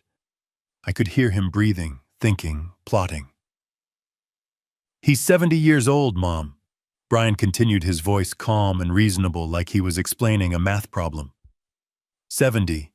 He's not in the best health. His back is always hurting him. His knees are shot. And he goes fishing." He said that last part. "He goes fishing," with a weight, a significance that made my skin crawl. He's on that fishing trip right now." Brian went on, his voice speeding up, the idea taking shape right in front of my eyes. He's out on a boat. An old man, alone. On a boat. Mom, accidents happen. All the time. Old men, they slip. They have a heart attack. They fall into the water. It's tragic. But it happens." Diane was frozen, her hand still over her mouth. "And if," Brian continued, his voice now a low, seductive, poisonous whisper, if he just did not come back from this trip. Think about it, Mom. Just think. The house, the bank would not matter. The life insurance, that's What, $500,000? That pays off Vinny. It pays off the reverse mortgage. It pays off everything. We'd get everything, Mom, he whispered. The insurance policy, the sale of the house, everything. We would not have to worry about money ever again. You'd finally be free. I sat on the motel bed. I was paralyzed. I was listening to my son, the boy I taught to bait a hook, calculate the cost of my death. He was planning my murder. He was planning my murder as calmly as if he were planning a weekend barbecue. He was talking about my life as the solution to their gambling debts. And Diane, my wife, she just sat there. She did not scream. She did not hang up. She did not say, "You're a monster, Brian. Do not you ever speak to me again." She just sat there, silent, her eyes wide, her face pale. She was listening. She was considering it. "Mom," Brian's voice came again, soft, probing. "Mom, are you there? Just think about it. He's already gone." I watched my wife's face on the screen. I watched her for what felt like an eternity. I watched her process the words. I watched her weigh the options in her head, a dead husband and $500,000, or a live husband and total catastrophic ruin. She did not answer him. She just sat there, silent. And her silence was the loudest, clearest yes I had ever heard in my life. It was her agreement. I pressed the end call button on my phone. The screen went black, but I could still hear his voice, my son's voice. Accidents happen. Old men, they slip. He's on that fishing trip right now. And I could still see her face on the camera feed. My wife. Silent. Listening. Considering it. Weighing my life insurance policy against my life. And she chose the money. Her silence was the answer. I sat there in that cold, stale, cheap motel room. I'd heard enough. I had seen enough. The man I was this morning, the husband worried about his wife, the old fool who thought he was going crazy, he was gone. He died right there on that lumpy mattress in room 112 of the Motel 6. The man who stood up was someone different. He was just an electrician. An electrician who had found a crossed wire, a fatal short circuit in his own house. And now he was going to go home and shut off the main breaker. I didn't bother to check out. I left the key card on the nightstand. I walked out into the cool night air. It was dark. Maybe 9 o'clock. I got in my F-150, my truck. The one my 45 years of work paid for. The engine rumbled to life. I drove the 5 miles back to my neighborhood, back to my street. I didn't pull into the driveway. They might hear the truck. I parked 2 blocks away under an old oak tree in a pool of shadow. I turned off the engine. I sat in the dark. I thought about just calling the police. Right now. Just dial 911. Tell them my wife and son were plotting to kill me. But what would I say? I heard it on a secret nanny cam I installed while pretending to be on a fishing trip. They'd think I was the crazy one. They'd think I was the forgetful old man Diane and Brian kept talking about. No. This was my house, my evidence, my fight. I had to see this through to the end. I had to see her face one last time when she realized the stupid old man wasn't so stupid after all. I got out of the truck, closing the heavy door with a quiet click. I walked down the sidewalk, staying in the shadows, my new shoes silent on the pavement. I got to my house. My house. It was dark except for one light. The kitchen light. It was glowing, casting a sick yellow square onto the backyard grass. She was still there, still at her command center. I didn't go to the front door. I walked around the side through the wet grass to the back patio. I took my keys out of my pocket. My hands were perfectly steady, not a tremor. I selected the key for the back door. I slid it into the lock. I turned it. Slowly, slowly. I've been an electrician my whole life. I know how to work with my hands. I know how to be quiet. I turned the knob without a sound, pushing the door open just an inch. I listened. I heard it. Crying. A low, sniffling, pathetic sound. The sound of a gambler who had lost everything. The sound of a woman who had just discussed her husband's murder. I pushed the door open and stepped inside. I was standing on the linoleum. She was right there. She was sitting at the kitchen table, her back to me. Her head was down, buried in her arms, right next to the glowing laptop screen. The obnoxious, cheerful casino music was still playing a horrible soundtrack to her despair. She was sobbing. "It's all gone. All gone. What am I going to do? What am I going to do?" She whimpered into her arms. I stood there for a full minute just watching her, watching this stranger who had worn my wife's face for 45 years. I felt nothing. No pity. No anger. Just cold. I took a step forward. My work boots scuffed the floor. I didn't raise my voice. I didn't need to. The quiet was more terrifying. "I guess," I said, my voice calm, almost conversational, "tonight just wasn't your lucky night, Diane." Her sobbing stopped. Instantly. It was like I'd hit a mute button. She didn't move. Her whole body went rigid. I knew in that second she thought Vinny the loan shark had come for her. She thought a gangster had just walked into her kitchen. Slowly. So slowly. She lifted her head. She turned in the chair. Her eyes, red-rimmed and swollen from crying, locked onto mine.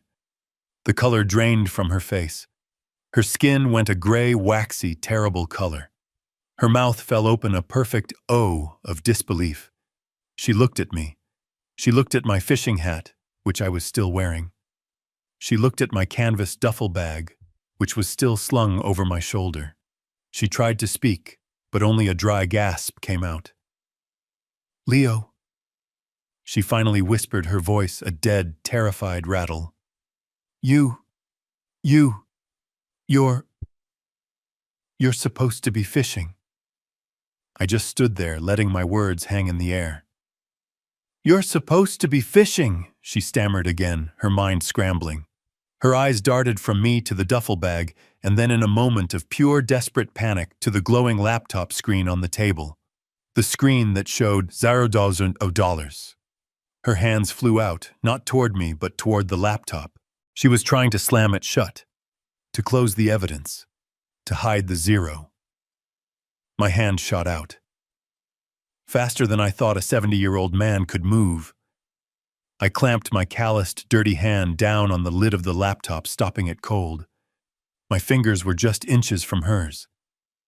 "No," I said. My voice was quiet. "Leave it open."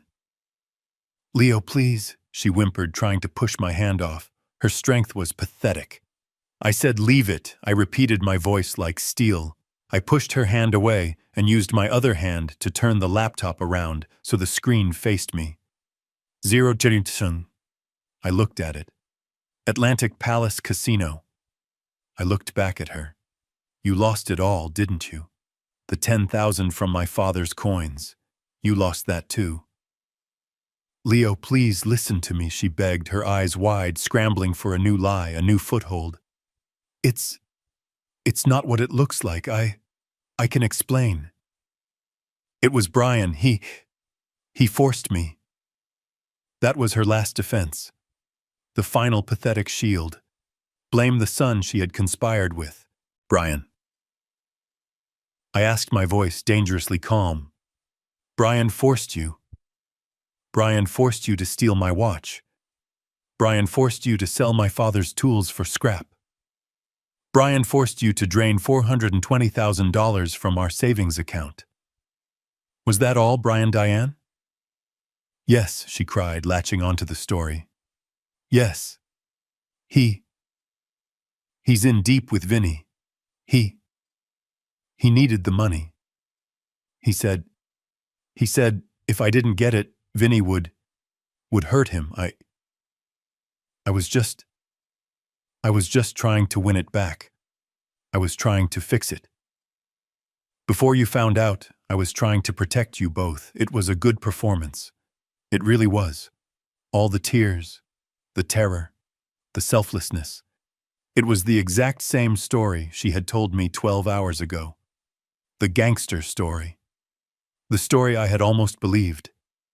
I just stared at her. I let her sob.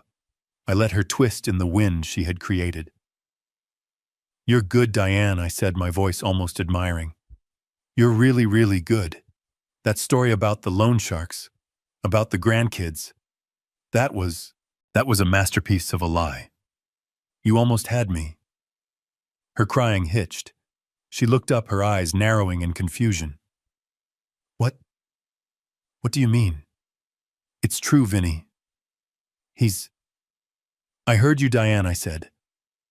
I cut her off, and my voice had no warmth, no pity, no 45 years of marriage in it. It was the voice of a stranger. "I heard you on the phone. At 3 o'clock this morning. When you thought I was asleep. When you called someone and told them I was a slow, gullible old man. When you laughed. When you laughed about how I bought the gangster story. The color, which had been pale, now vanished completely. She looked like a corpse. And then I continued, my voice low, relentless. "I heard you tonight. Just now. On the phone with our son Brian. I heard it all. I heard it through the microphone I hid in the microwave vent this afternoon." Her mouth opened, but no sound came out. "I heard you tell him you lost the 10,000. I heard him scream at you for being a fool. I heard you tell him about the house. Leo," she whispered, her hands shaking, her whole body trembling. "I heard you," I said, leaning in. "Tell him how you forged my signature. How you faked having Parkinson's to a notary. How you took out a reverse mortgage on my house. The house I built. The house I paid for." I paused. I let that hang in the air. I let her drown in it. And then Diane. Then I heard the most interesting part. I heard our son, ask you about my life insurance.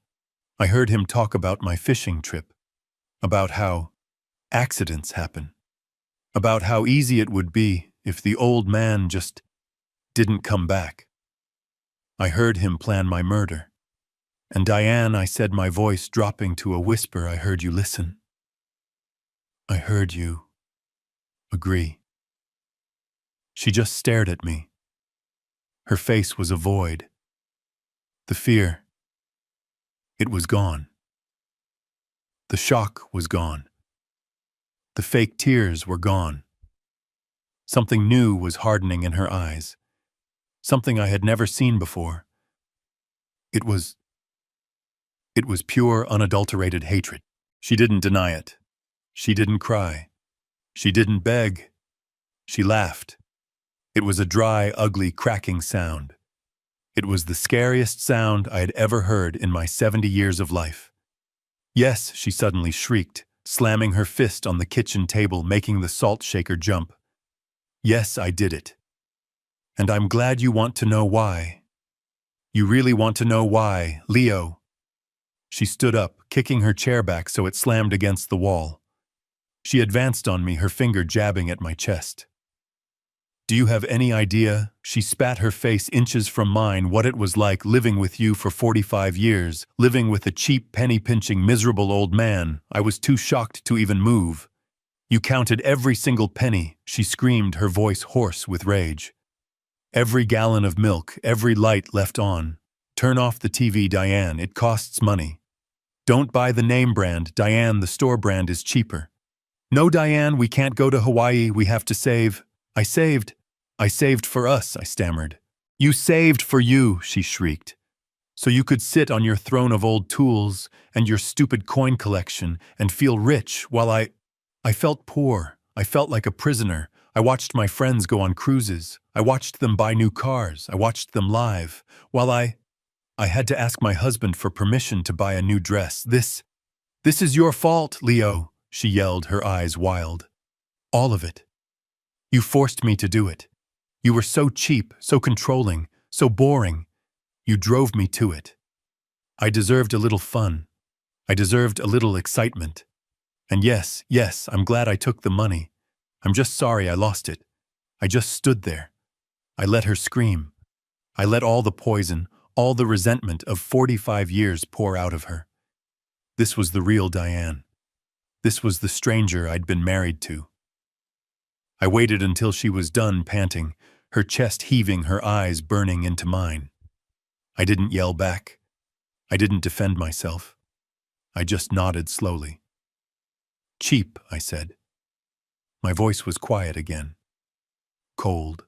You think, after all that, you think I'm the cheap one. I looked past her at the empty, violated house, at the life she had just detonated. Fine, I said, straightening my fishing hat. Okay, you want to talk about cheap, Diane? You want to talk about money? Let's talk about money. I just stood there. I let her words, all that built-up 45-year-old venom, just hang in the kitchen air. I let her breathe in the poison she had just spat out. I watched her face default. The rage was still there, burning in her eyes. But then, as the seconds ticked by, something else crept in. The fire in her eyes started to flicker. It was not rage anymore. It was realization. She was realizing that yelling at me, blaming me, it was not working. I was not yelling back. I was not defending myself. I was not doing anything. I was just watching her. And then the calculation failed and the real emotion hit her. The terror. The simple animal terror of being caught. Her face, which had been red with fury, just collapsed. It imploded. The hatred vanished. The anger evaporated.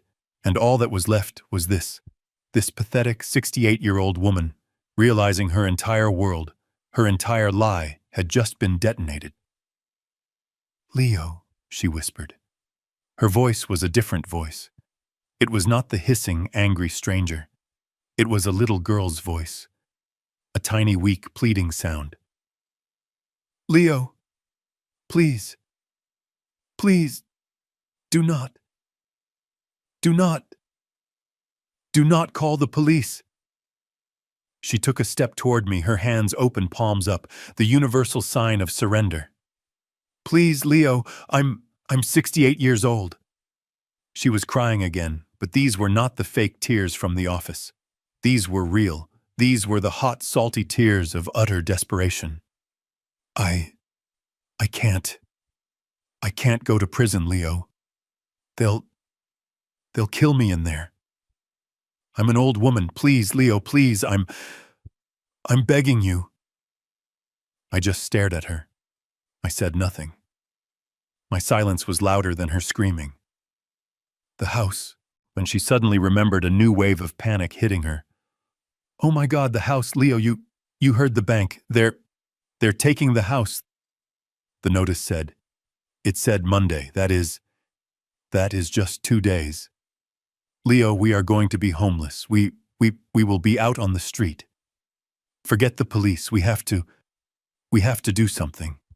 We have to call a lawyer. We have to stop them. She rushed at me. I thought for a second she was going to attack me, but she did not. She collapsed. She literally fell to her knees on the cold linoleum floor right in front of me. She grabbed my legs. Her hands, the same hands that had typed in the bets, the same hands that had stolen my father's coins, were now clawing at the denim of my old jeans. Please, Leo, she wailed, her face pressed against my knees. Please, 45 years. We have been married 45 years. You can't just let this happen. We are ruined. You have to help me. You have to help us. I stood there. I looked down at the top of her graying head. I felt her tears soaking through my jeans. 45 years. She was right. We had children. We had grandchildren. We had built this house. We had shared a bed. 45 years. And I felt nothing. It was all gone. The man she was begging, he was not there anymore. He had died in that motel room listening to her discuss my life insurance policy. The man standing here now was a stranger. He was just a 70-year-old electrician. A 70-year-old electrician who knew he was not going to be homeless. I reached down. I did not help her up. I grabbed her by the wrists and I peeled her hands off my legs. I broke her grip. I stepped back, leaving her kneeling on the floor, a pathetic, sobbing heap. Us, I said. My voice was quiet. It was just a word. You keep saying we and us. There is no us, Diane. There has not been an us for a very, very long time. You just did not bother to tell me. What? What do you mean? She sniffled, looking up at me, her face a crumpled, swollen mess. Of course there is an us. We are married. No, I said. We are not. We are just two people who live in the same house. You made that clear tonight. You know all of it. I could have maybe understood the gambling. I could have tried to understand the addiction. The money, the $420,000. It is just paper. I paused, my voice growing thick. Even the house. Even you forging my name and stealing the house I built. I might have found a way to forgive that. Maybe. I looked past her toward the hallway, toward the garage. But you sold my father's tools, Diane. She looked confused. What? The junk in the garage. My father's wrenches, I said, my voice like ice. The ones he gave me. The ones you sold to Vinny for $200. 200 pieces of silver. You sold my past. You sold my father's memory. So you could play another hand of blackjack. That, Diane. That is why there is no us. That was the last piece of me you got to sell. She just stared at me, uncomprehending. She still did not get it. She still thought we were in the same sinking boat. But, the house, she stammered, scrambling to her feet, wiping her nose with the back of her hand. Leo, what are we going to do? The bank. Monday. We are going to be homeless. They are going to throw us out on the street. I just looked at her. I looked at this woman who had plotted my death for an insurance policy. I looked at this woman who thought my life was worth less than a few more spins of a wheel. I let the silence hang in the air. I let her terror build. Then I shook my head. Slowly. No, Diane. I said, my voice perfectly calm, perfectly clear.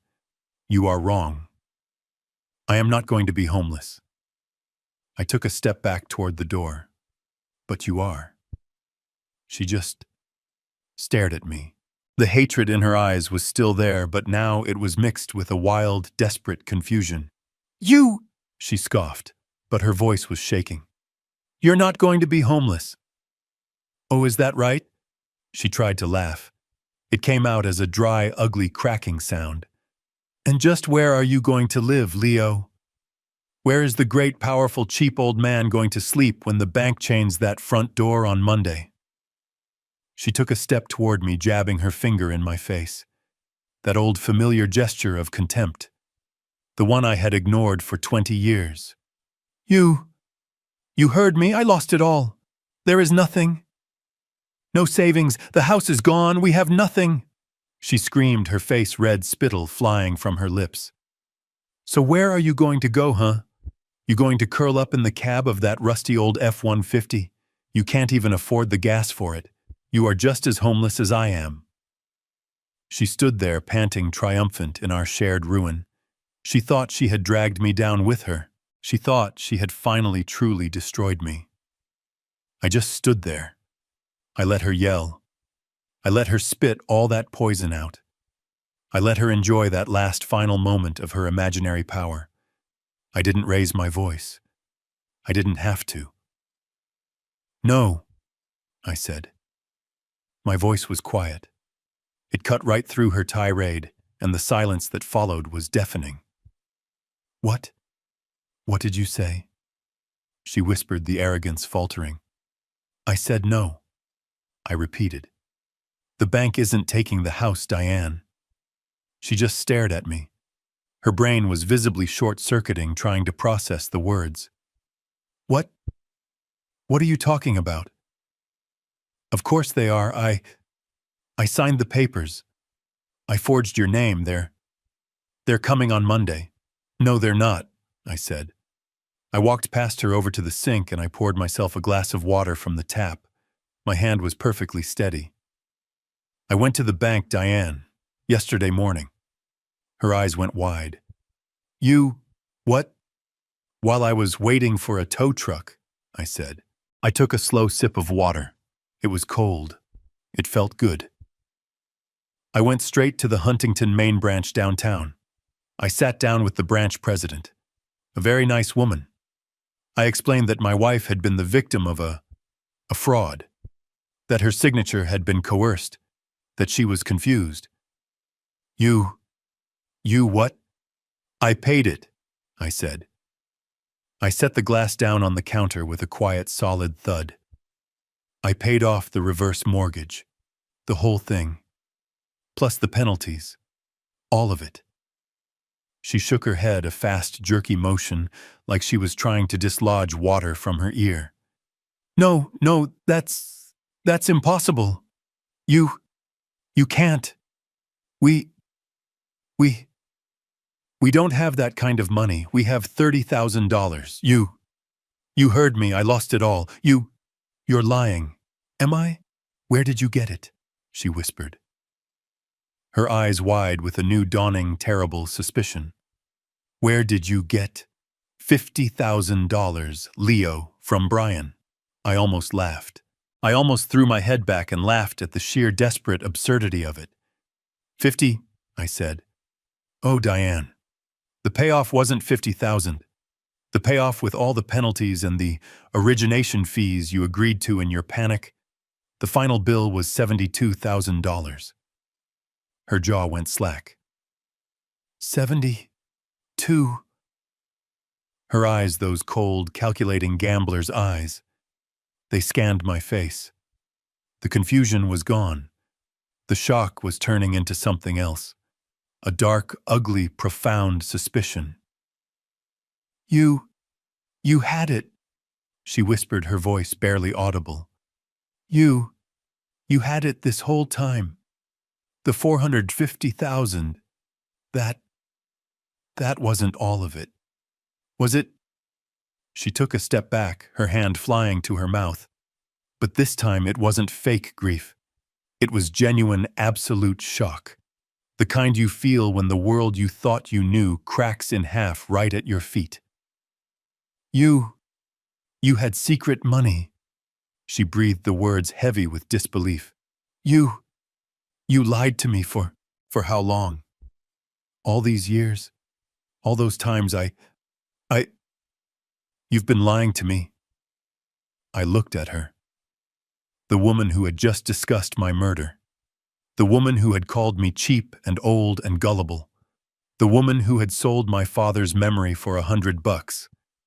And she had the audacity, the sheer, unmitigated gall, to accuse me of lying. A smile touched my lips. It wasn't a kind smile. It was the first real smile I'd felt in months. It was cold. It was powerful. "That's right, Diane," I said. "I did, for 20 years. I leaned back against the counter, crossing my arms. I finally felt in control. I finally felt like Leo again. You always had a word for it, didn't you?" "What was it?" Oh yeah. I looked her right in the eye. You called it cheap. I just called it careful. She stared at me, her mind clearly reeling, trying to catch up. That single impossible word, cheap, was still hanging in the air, her last pathetic defense. You lied to me, she stammered, her voice cracking. All these years, you had secret money. I almost laughed. It was a short, dry, ugly sound. Cheap, I said. That is the only word you have ever really known, is it not, Diane? The one you always fell back on when you did not get your way. I walked over to the kitchen table. The table where she sat night after night, clicking away our future, clicking away my past. I pulled out my chair, the one at the head of the table. The old oak creaked under my weight as I sat down. I felt calm. For the first time in months, I felt the cold, hard certainty of solid ground beneath my feet. Sit down, Diane, I said. It was not a request. It was an order. What? She whispered, her hands fluttering at her throat. I said, sit down. I repeated, my voice flat. You wanted to know about the money. You wanted to know how cheap I am. Fine. Let's talk about it. Let's talk about the last 20 years. Let's talk about what you call cheap and what I call careful. She moved slowly like a sleepwalker, pulling out her chair, but not sitting. She just stood behind it, gripping the backrest, her knuckles white, her eyes wide and terrified. She knew the final judgment was coming. 20 years ago. I began, my voice even. My mother passed away. You remember that. You came to the funeral. You wore that black dress you said made you look pale, and you complained that the ham sandwiches at the wake were too dry. Leo, she whispered a warning. She did not have much. I continued, ignoring her. My father did not leave her much, and she worked as a seamstress her whole life. But she had a small life insurance policy. $50,000. It was not a fortune. But it was hers. And she left it all to me. Her only son. Diane's eyes narrowed. I could see the gambler's brain, the addict's brain, instantly calculating. $50,000, she breathed. And you never told me. No, Diane, I said, shaking my head. I did not. Why?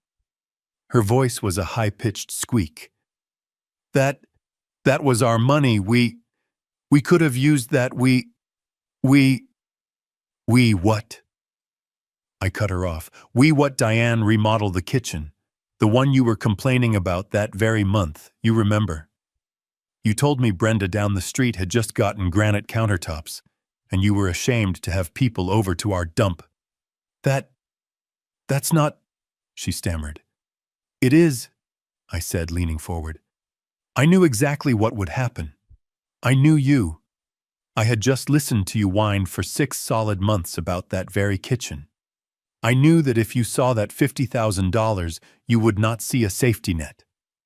You would not see a college fund for Brian. You would not see a cushion for our old age. You would see granite. You would see Alexis. You would see that trip to Hawaii you never shut up about. You would have complained and cried and whined and made my life a living hell until every last cent of my mother's money was spent on things, on shiny empty junk. That is not true. That is not fair, she cried, her voice weak. It is true. I snapped, my voice finally rising. You know it and I know it. So I did something else with it. I did not put it in our joint savings account. I did not put it where you could get your hands on it. I told her about Mike Sullivan. You remember Mike from the Navy? The skinny kid from Cleveland I served with on the Forrestal. The one who was always reading stock market books in the mess hall while the rest of us played cards. She just stared at me. A blank look. Of course she did not remember. He did not drive a fancy car. Well, he called me, I said, right after Mom's funeral, just to give his condolences. And he told me he was starting a small private investment firm, just him and a partner. He was looking for seed money. He said he needed $50,000 to get his license. He said, Leo, it is a long shot. You might lose it all. And I looked at you, Diane. I looked at you standing in my kitchen complaining about the color of the linoleum. And I thought, well, it is either lose it to her or lose it on a long shot with a man I trust. So I did it, I said. I wired my mother's entire inheritance to a tiny two-man company in Cleveland. And then I let it go. I forgot about it. You forgot, she whispered, her voice full of disbelief. For 20 years, I said. I wrote it off. It was a gamble, just like your gambles. Except I only bet once. I went back to being your cheap husband. I went back to fixing wires. I went back to saving every dime penny by penny in the other account. The us account. The one you were secretly draining one $10,000 chunk at a time. But then, I said, my voice turning to ice. Last week my father's wrenches went missing. And I knew the rat was in the house. And I started to wonder, what do I have left? And I remembered Mike. I remembered the 50,000. I thought, I wonder whatever happened to that kid from Cleveland. So I called him. I leaned back in my chair looking at her, this stranger, this woman who had just plotted my death. Do you have any idea what that $50,000 is worth after 20 years, Diane? She just shook her head, a slow, dumbfounded motion, as if she couldn't compute the words. The tears were still streaming, but they weren't the crocodile tears from the office or the angry tears from a minute ago. These were tears of pure, stunned confusion. 50,000, she whispered, her voice a hollow shell. You just gave it away. You gambled it. On a friend. That's right, Diane, I said. I did. You gambled on a slot machine. I gambled on a man I trusted. Turns out I just made the smarter bet. She was still stuck. But 50,000? Even if he paid you back with interest. That's not enough to pay off the house. The 72,000. I let her trail off. I let her mind, that quick, greedy gambler's mind, try to do the math. I saw her face twist, trying to understand. Oh, Diane, I said, and I leaned forward, my voice dropping. You really have no idea, do you? You're still thinking about the cost. You're not thinking about the investment. What? What are you talking about? I'm talking about Mike Sullivan, I said. My friend from the Navy, the skinny kid from Cleveland. That small private investment firm he started, well, he's pretty good at what he does. That little company, it's not so little anymore. Last I heard, they manage about, 20 billion in assets. They have offices in Cleveland and Chicago and New York. Diane's hand, which was gripping the back of her chair, went white. She was starting to understand. Her eyes were getting wider. So when I called him last week, I continued, my voice perfectly even, and I asked him, hey Mike, you remember that 50 grand I gave you back in 2005? Just curious. Whatever happened to that? Well, Diane, he laughed. He told me, Leo, my friend, you are not going to believe this.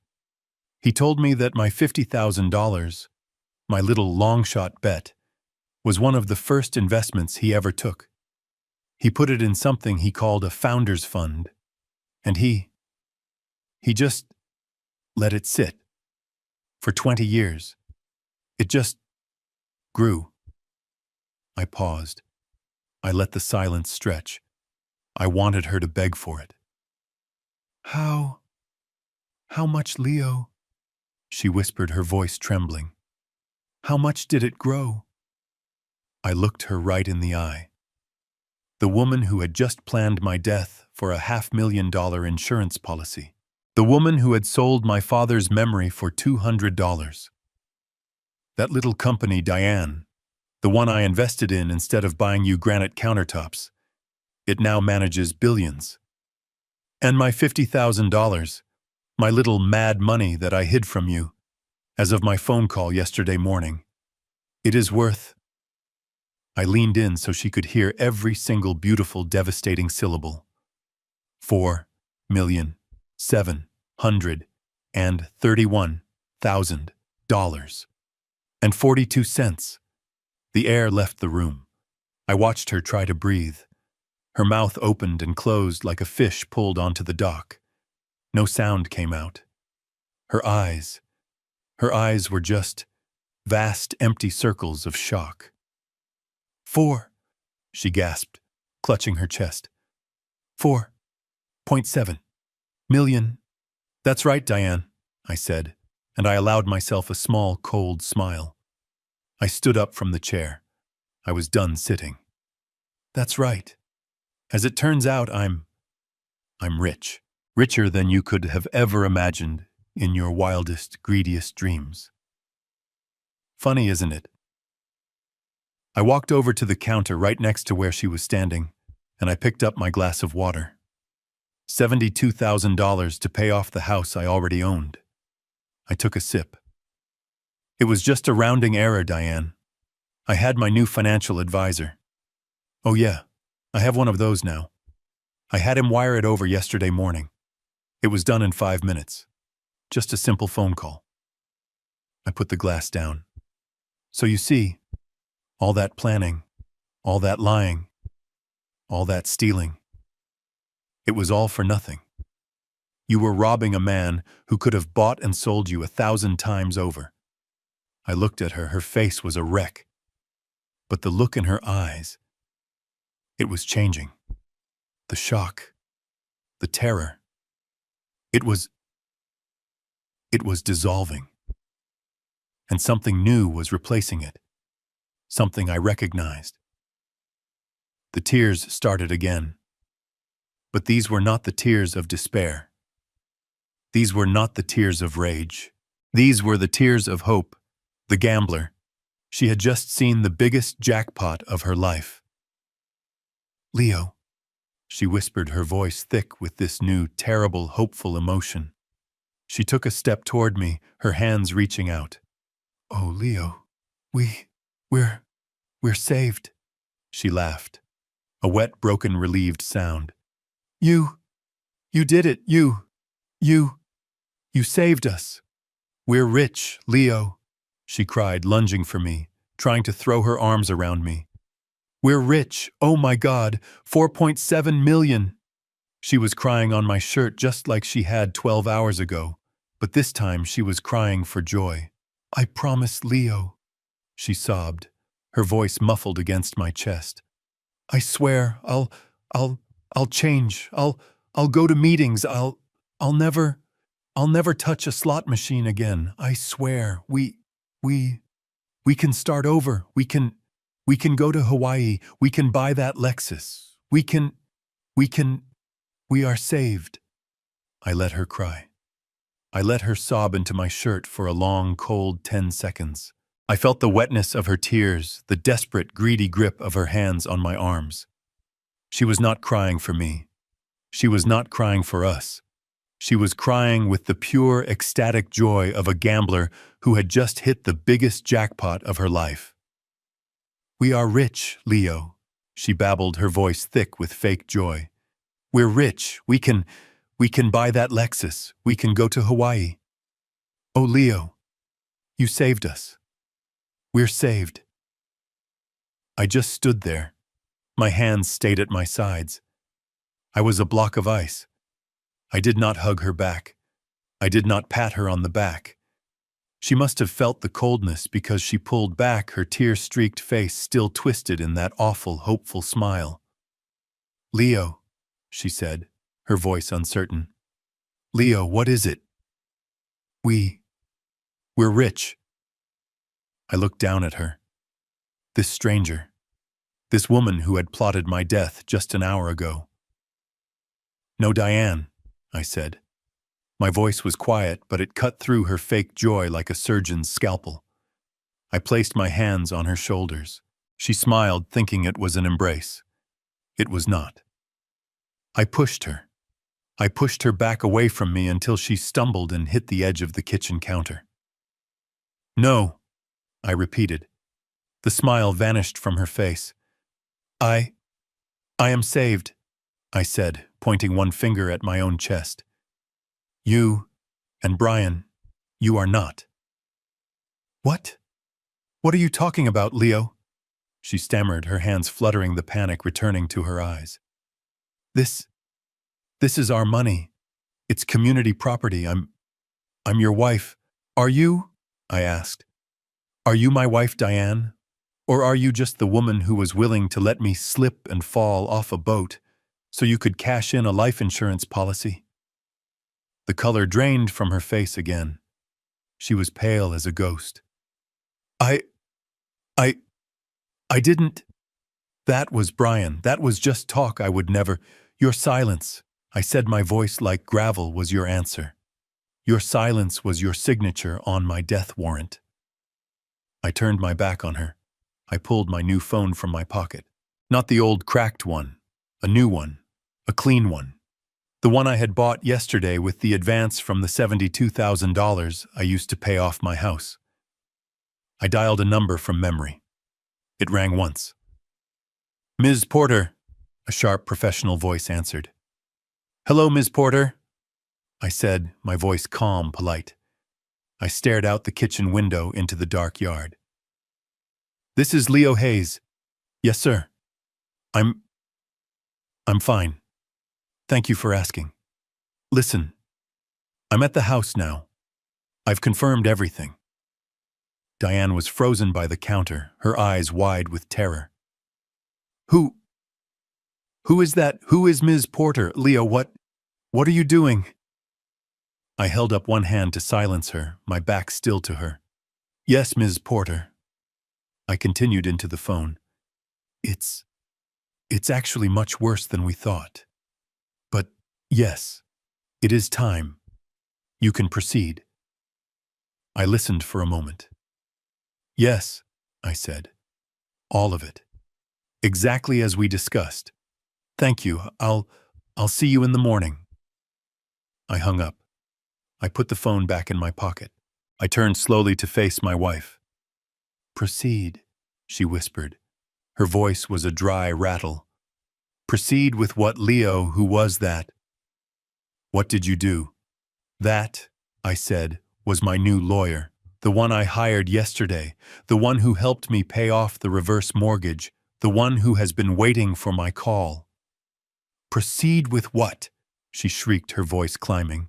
"First," I said, ticking a finger in the air. "She is proceeding with the divorce petition, effective immediately. I believe the words she used were egregious financial fraud and conspiracy to commit grand theft." "Divorce?" she gasped. You can't. The money, that's our money." "Second," I continued as if she hadn't spoken, "she is proceeding with filing a formal criminal complaint against your son Brian.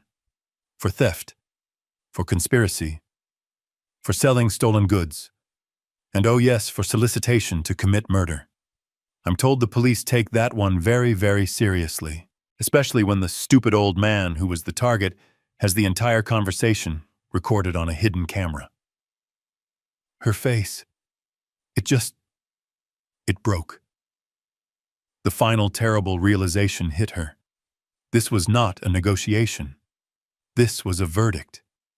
"No," she screamed, a raw animal sound. "No, you can't. That's my money too. I'm your wife. You lied to me." She lunged. She lunged at me like a wild animal, her hands clawed, trying to get to the phone in my pocket. She was not trying to hurt me. She was trying to stop me. She was trying to get the phone, to smash it, to destroy the evidence, to undo what I had just done. I didn't even flinch. I just put my arm up. My old 70-year-old electrician's arm.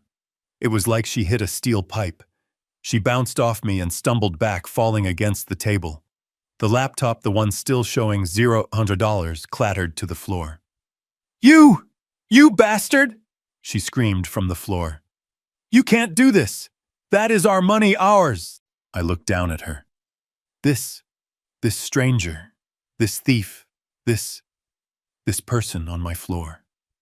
"You lost the right to call anything in this house ours, Diane," I said, my voice as cold and dead as the love I once had for her. "You lost that right when you drained our savings. You lost that right when you stole my father's memory for $200. And you sure as hell lost that right when you sat there silent and agreed that my life was worth less than your next bet." I walked past her. I went to the pantry. I pulled a new black 30-gallon trash bag from the roll. It hissed as I tore it free. I walked back and I threw it on the floor. It landed right next to her. "You have 10 minutes, I said. She looked at the bag, then at me. 10 minutes. 10 minutes. To put whatever you can fit into that bag. Your clothes, your makeup, your trashy novels. I don't care. After 10 minutes, I am calling the police. Not the ones Ms. Porter is calling. I am calling the local police, and I am having you removed for trespassing." "Trespassing?" she shrieked, getting to her feet. "This is my house." "No," I said. "It is not. As of yesterday morning, this house and everything in it belongs to the Leo Hayes Revocable Trust, a trust that I am very, very sorry to say you are not a part of. I am the sole trustee, and I am telling you to leave." "Brian can pick you up," I said, walking to the back door. "On his way to the police station. You two can finally be together. You've earned it." I opened the back door. I stepped out onto my porch. I left her in the kitchen screaming my name, screaming about lawyers, screaming about 45 years. The screams they just sounded like noise. I sat down in my old wooden rocking chair, the one I'd sat in for 30 years. The night air was cool. It smelled like cut grass and pine. I could hear the crickets. I took my new phone out of my pocket. I looked at the little icon, the one with the eye, the Nanny Cam app. My little spies. They had done their job. They had shown me the truth. They had saved my life. My thumb hovered over the icon. I pressed it. I held it. A little X appeared. "Delete Nanny Cam," the phone asked. I pressed delete. The app vanished. I did not need it anymore. I leaned my head back, closed my eyes, and for the first time in what felt like a lifetime, I finally felt safe in my own home. 45 years of trust can be destroyed in an instant. Leo's story shows that contempt is the beginning of betrayal. He was called a cheap old man, but it was that very cheapness, or rather his caution, that ultimately saved him. When your family starts to see you as a burden or an ATM, you must be vigilant. Sometimes the most painful truths don't come from your enemies, but from the people you love the most. The truth, no matter how devastating, is the only key to saving yourself. Never underestimate a quiet, observant man. Do you think Leo did the right thing by cutting ties completely with his wife and son, or is forgiveness more important in a family? Have you ever felt underestimated by your own loved ones? Share your story in the comments below, and don't forget to like and subscribe.